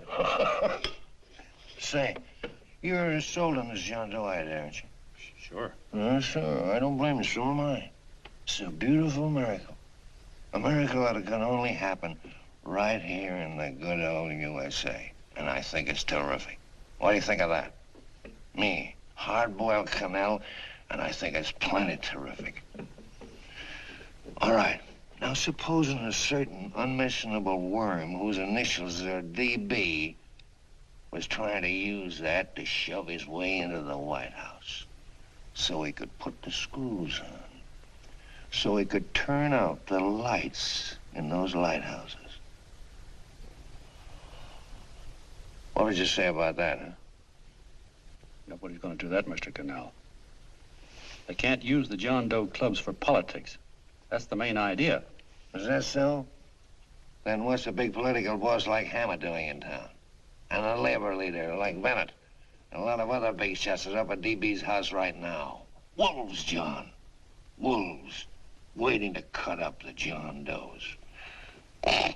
Wait till you get a gander at the speech you're going to make tonight. You're all wet. Miss Mitchell writes those speeches. Nobody can make her write that kind of stuff. They can't, huh? Who do you think writes them? My Aunt Emma? I know she writes them. And gets a big bonus for doing them, too. A mink coat and a diamond bracelet. Don't write them. Why, that gold-grabbing dame would double-cross her own mother for a handful of Chinese yen. Shut up. If you weren't drunk, I'd... Hey, boss. Here's the speech, boss. Hey. Go on and read it, John, and then start sucking. Hey, wait a minute, Mr. Doe. Tubby? Yes, sir. Better bring me a glass of milk. I'm smoking too much. Yes, Charlie? Got everything all set? Fine. John Doe been taken care of? Good. How many people do you think will be there? 15,000? Oh, my, that's fine. Now, listen, Charlie. As soon as John Doe stops talking about me, I want you to start that demonstration. And make it a big one, you understand? Don't worry about that, DB. My boys are there. They'll take care of it. What? Yes, I'll be there 15 minutes after I get your call. Why, Mr. Doe. Where are they? In the dining room, sir.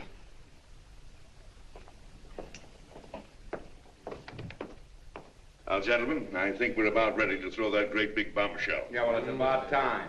Even a conservative estimate shows that we can count on anywhere between 10 and 20 million John Doe votes. Now, add to that the labor vote that Mr. Bennett will throw in, and the votes controlled by Mr. Hammett and the rest of you gentlemen in your own territories, and nothing can stop us. As I said before, I'm with you, providing you can guarantee the John Doe vote. Don't worry about that. You can count on me on one condition. Little Bennett's got to be taken care of. Didn't I tell you that everybody in this room would be taken care of? My agreement with you gentlemen stands. I'm with you, DB, but I still think it's a very daring thing we're attempting. These are daring times, Mr. Barrington. We're coming to a new order of things. There's too much talk been going on in this country. Too many concessions have been made. What the American people need is an iron hand. You're right. Right, that's true. You're quite right, E.B. Discipline. Right. And now, may I offer a little toast to Miss Ann Mitchell, the brilliant and beautiful lady who is responsible for all this. Miss Mr. Norton, I'd like to talk to you alone for a minute. Oh, Miss Mitchell has something to say to us. That's fine.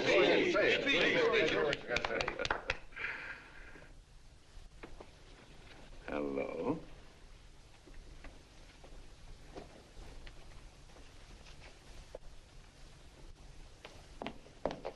John, I'm so glad to see you. I was terribly worried. Did you write this? Yes, I did, John, but I had no idea what was going on. You didn't? No. That's a swell bracelet you're wearing. John, why aren't you at the convention?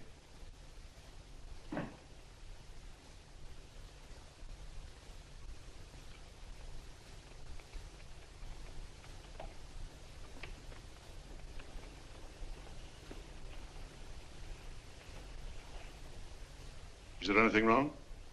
No, nothing's wrong. Everything's fine. So there's going to be a new order of things, huh? Everybody's going to cut himself a nice fat slice of the John Does, eh? You forgot one detail, Mr. Big Shot. You forgot me, the prize stooge of the world. Why, if you or anybody else thinks he's going to use the John Doe clubs for his own rotten purpose, he's going to have to do it over my dead body. Oh, hold on a minute, young man. Hold on. That's rather big talk. I started the John Doe clubs with my money, and I'll decide whether or not they're being properly used. No, you won't. You're through deciding anything. And what's more, I'm going down to that convention, and I'm going to tell those people exactly what you and all your fine feathered friends here are trying to cook up for them. And I'm going to say it in my own words this time. Stop it, baby. You ruined us, Stevie. Wait a minute, fella. My uncle wants to talk to you. Listen to me, my son. Before you lose your head completely, may I remind you that I picked you up out of the gutter and I can throw you right back there again? You've got a nerve accusing people of things. These gentlemen and I know what's best for the John Does of America, regardless of what tramps like you think. Get off that righteous horse of yours and come to your senses. You're the fake. We believe in what we're doing. You're the one that was paid the 30 pieces of silver. Have you forgotten that? Well, I haven't. You're a fake John Doe, and I can prove it. You're the big hero that's supposed to jump off tall buildings and things. Do you remember?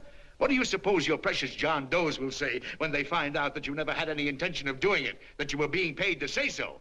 You're lucky they don't run you out of the country. With the newspapers and the radio stations that these gentlemen control, we can kill the John Doe movement deader than a doornail. We'll do it, too, the moment you step out of line. Now, if you still want to go to that convention and shoot your trap off, you go ahead and do it.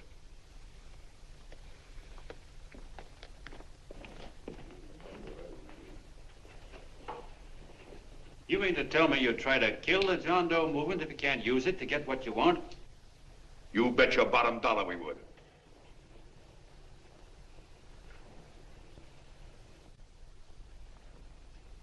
Well, that certainly is a new low.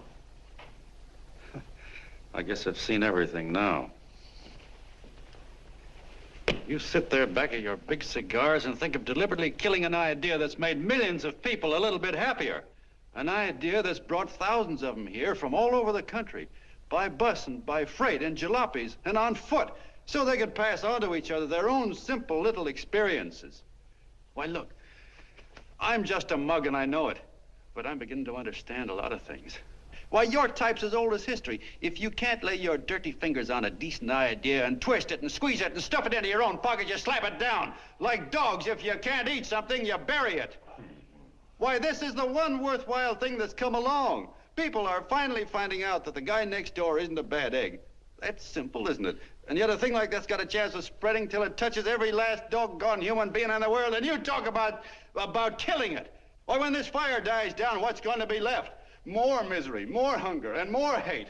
And what's to prevent that from starting all over again? Nobody knows the answer to that one, and certainly not you with those slimy, bollocksed up theories you got.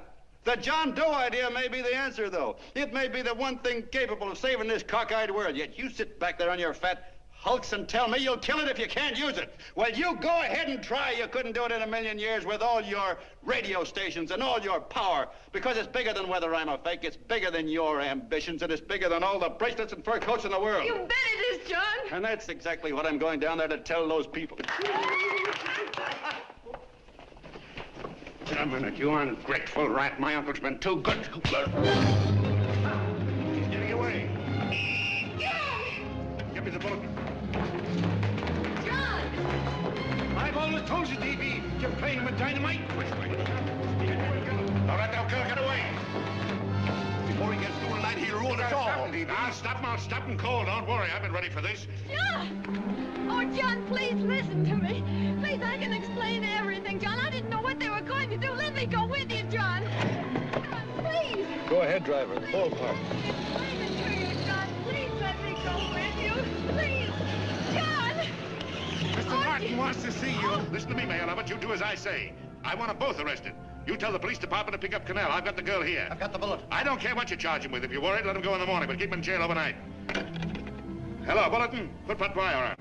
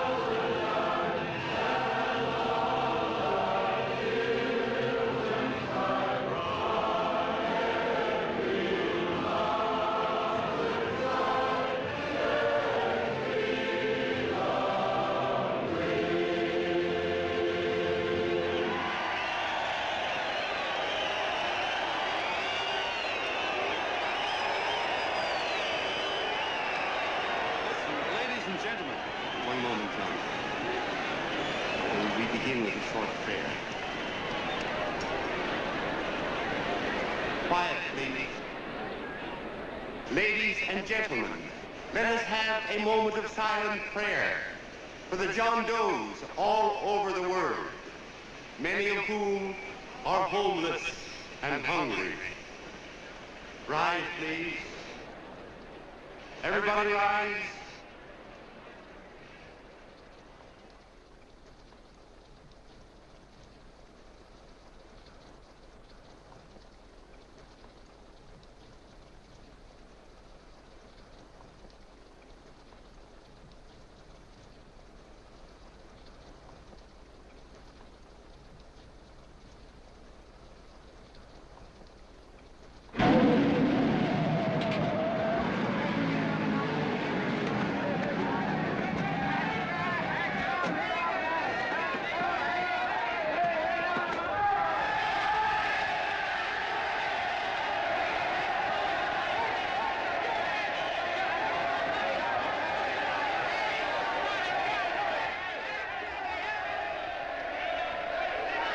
Newsboys.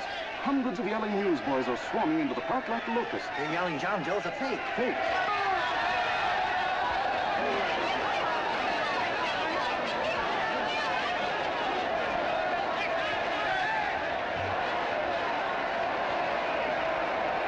Federal investigation urged by Chamber of Commerce. How could he be a fake? It must be some kind of a gag. A what? A gag. A gag.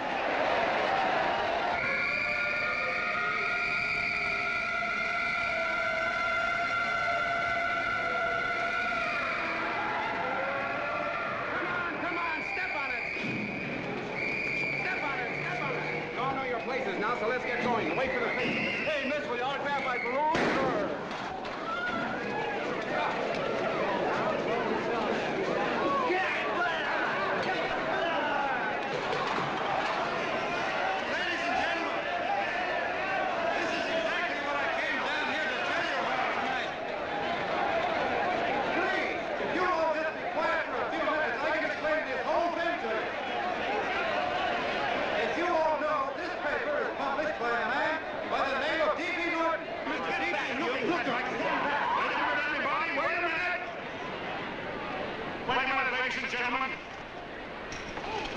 My name is D.B. Norton. You all know me. I accuse this man of being a faker. We've been taken for a lot of suckers, and I'm the biggest of the lot. I spent a fortune backing this man in what I believe to be a sincere and worthy cause, just as you all did. And now I find out it's nothing but a cheap racket cooked up by him and 2 of my employees for the sole purpose of collecting dues from John Does all over the country. That's a lie. It's not a lie. Nickels and dimes to stuff into their own pockets. You can read all about it in the newspapers there. That's a lie. Listen, Let Jim, go of don't me. believe what... This man had no intention of jumping off the top of a building. He was paid to say so. Do you deny that? That's got nothing to do with it. Were you paid for it or weren't you? Yes, I was paid, but there And happened... what about the suicide note? You didn't write that either. What difference Did you write it or didn't you? No, I didn't write it. Now, you bet your life you didn't. You look in your papers, ladies and gentlemen, and you'll find Miss Nixon's signed confession that she was the one who wrote it. Listen, folks, it's a fact that I didn't write the letter. There, you see, he admits it. You're a fake John Doe. For what you have done to all these good people, they ought to run you out of the country. And I hope they do it.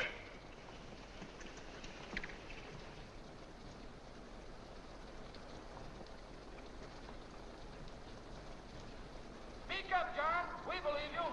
Please, listen, folks. Now that he's through shooting over his face, I've got a couple of things to tell you about. Come on, the rest of you get in here and riot. Break this crowd up. Come on. I'm sorry, folks, but we can't hear him anymore. Something's gone wrong with the loudspeakers. John Doe's a fake! Boo! They can't hear me. Boo! This thing's not working. Ladies and gentlemen.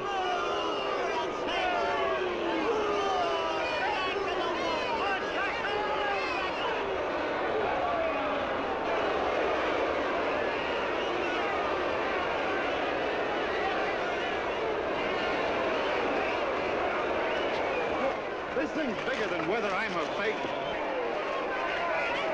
Look, Kirk, you believe me, don't you? Sure. I believe you. Walking my legs off, digging up 5,000 signatures for a phony. Well, there you are, Mr. Doe. 5,000 names asking you not to jump off any roof. It makes no difference, Bert.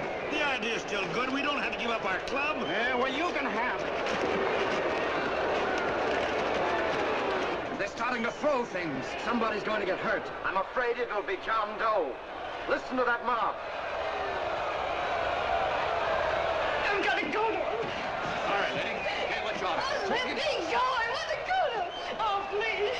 Please let me go. They're crucifying him. I can help him. Sorry, sister. We got orders to hold... Orders from who? Can't you see it's a framer? And oh, mother, they won't let me go. They won't let me go. Listen, folks. You gotta listen to me, everybody. Back to the jungle, you hobo! Trust another racket. Stick to your clubs. We've been fed baloney so long, we're getting used to it.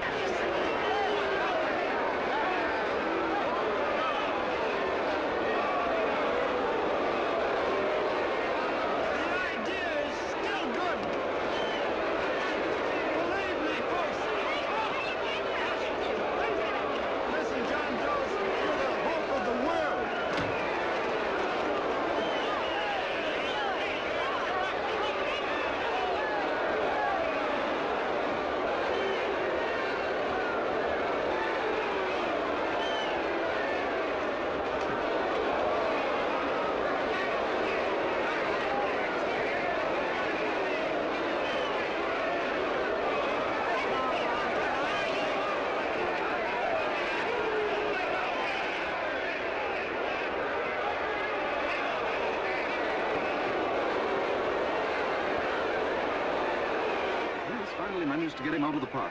But if that boy isn't hurt, it'll be a miracle. Ladies and gentlemen, this certainly looks like the end of the John Doe movement.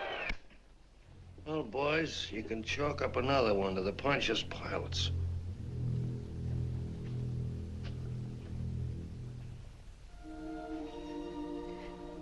I should have been there.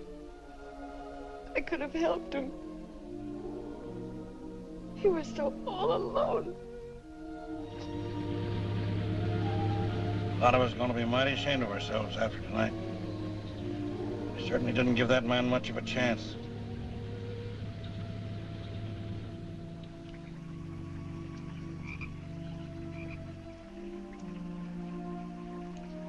Have some more coffee, Long John? No thanks, Carl.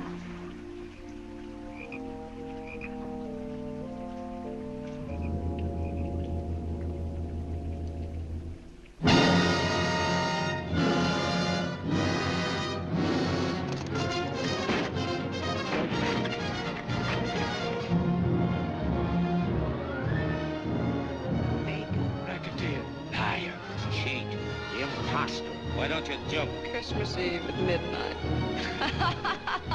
Bye, Mr. Doe. You're a wonderful man. And God bless you, my boy. Now get in there and catch. You're a fake John Doe, and I can prove it. You're the big hero who's supposed to jump off tall buildings and things. Do you remember?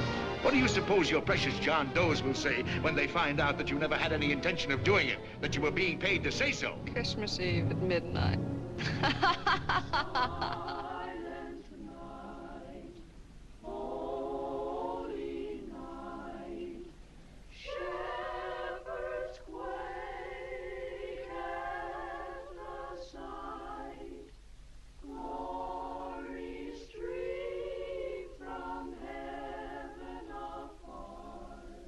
Merry Christmas, son. Oh, Merry Christmas.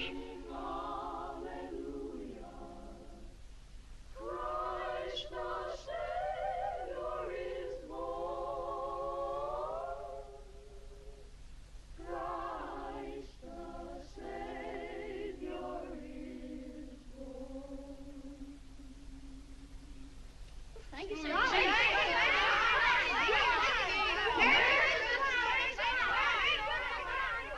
Who? John Doe. Is that screwball still around? Dame's been calling all day. Sure, I know. Yeah, at midnight, huh?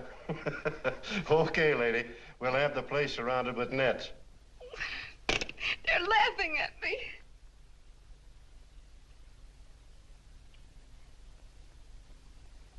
You're a sick girl, Anne. You better take it easy. Whom are you calling now? You called that number not 10 minutes ago. Hello, Mr. Connell. Have you seen him yet? Have you... Now listen, Ann, he can't possibly get in without our seeing him. I'm watching the side door and the colonel's out front, so stop worrying. Oh. Thank you.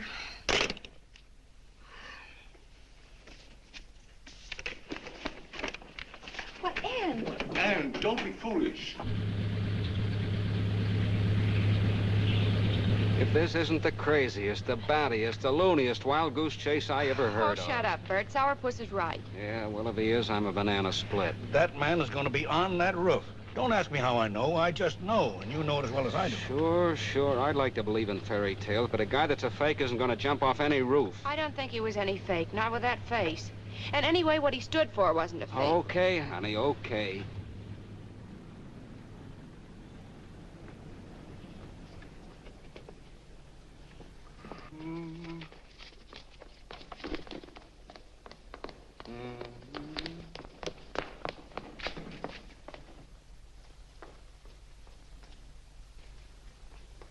Elevators ain't running. Colonel, You shouldn't have got out of bed, miss. has he been here? No. Have you seen him? I ain't seen him for a week. Where's Connell? He's watching the other door. Oh, gee, you're swell. Oh. No sense in going up there. I've been here for hours. He ain't here. Let me go, will you? Now, that's crazy. It's 14 floors.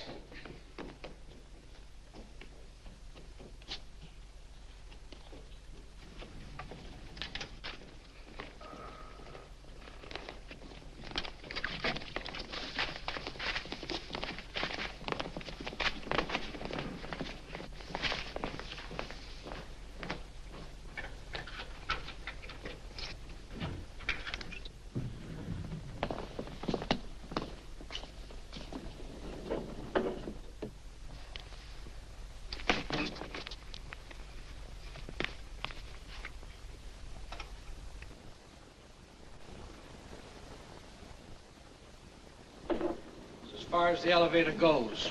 We gotta walk up to the tower.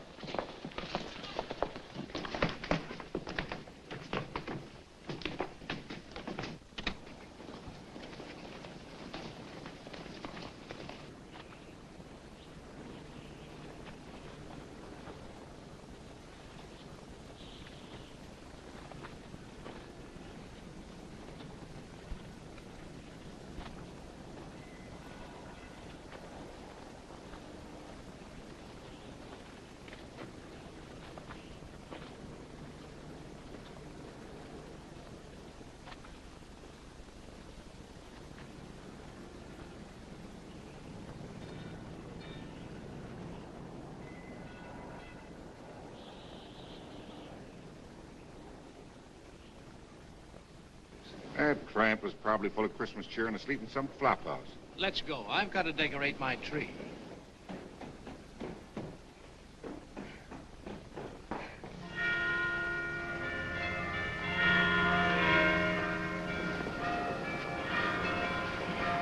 Well, I give up.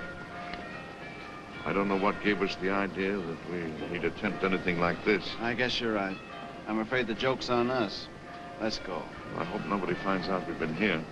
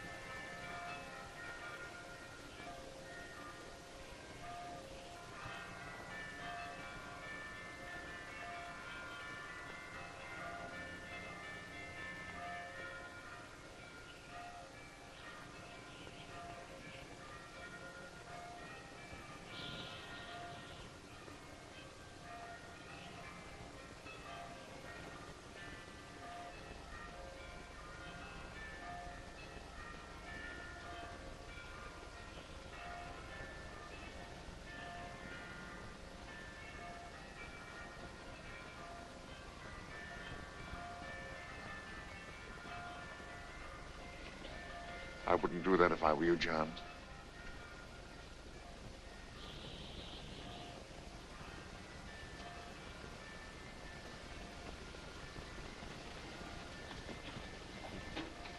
It'll do you no good.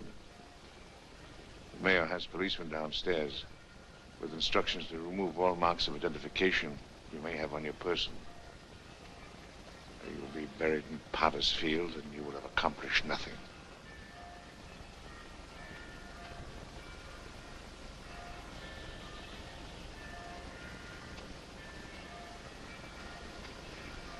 I've taken care of that.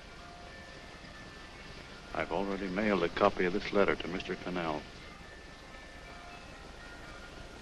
John, why don't you forget this foolishness? Stop right where you are, Mr. Norton, if you don't want to go overboard with me.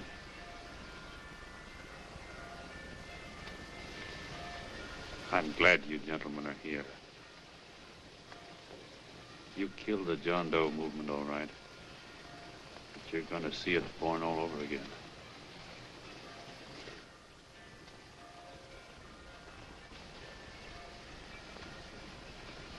Now, take a good look, Mr. Norton. John! John! Oh, John, no, I won't let you. I love you, darling. Oh, please. Please don't give up. We'll start all over again. Just you and I. It isn't too late. The John Doe movement isn't dead yet. You see, John, it isn't dead or they wouldn't be here. It's alive in them. They kept it alive by being afraid of. That's why they came up here. Oh, darling. Sure, it should have been killed. It was dishonest. But we can start clean now. Just you and I. It'll grow, John, and it'll grow big because it'll be honest this time.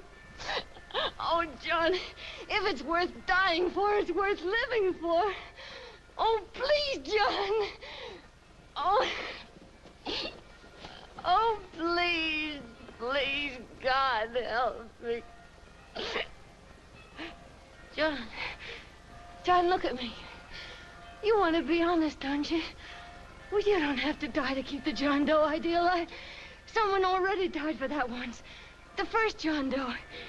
And he's kept that idea alive for nearly 2,000 years. It was he who kept it alive in them.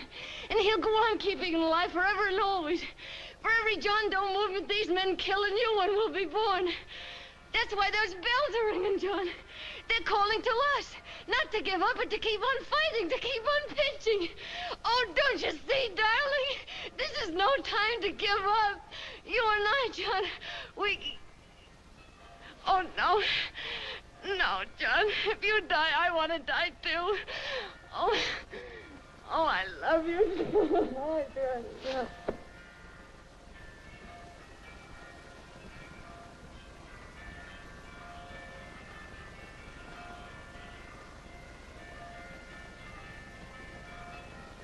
Mr. Doe, you don't have to... We're with you, Mr. Doe. We just lost our heads and acted like a mob. What Brett's trying to say is that we need you, Mr. Doe. There were a lot of us that didn't believe what that man said. We were going to start up our John Doe Club again, whether we saw you or not, weren't we, Bert? And there were a lot of others that were going to do the same thing. Well, Mr. Sourpuss even got a letter from his cousin in Toledo. I got it right here, Mr. Doe. Only it'd be a lot easier with you. Please. Please come with us, Mr. Doe.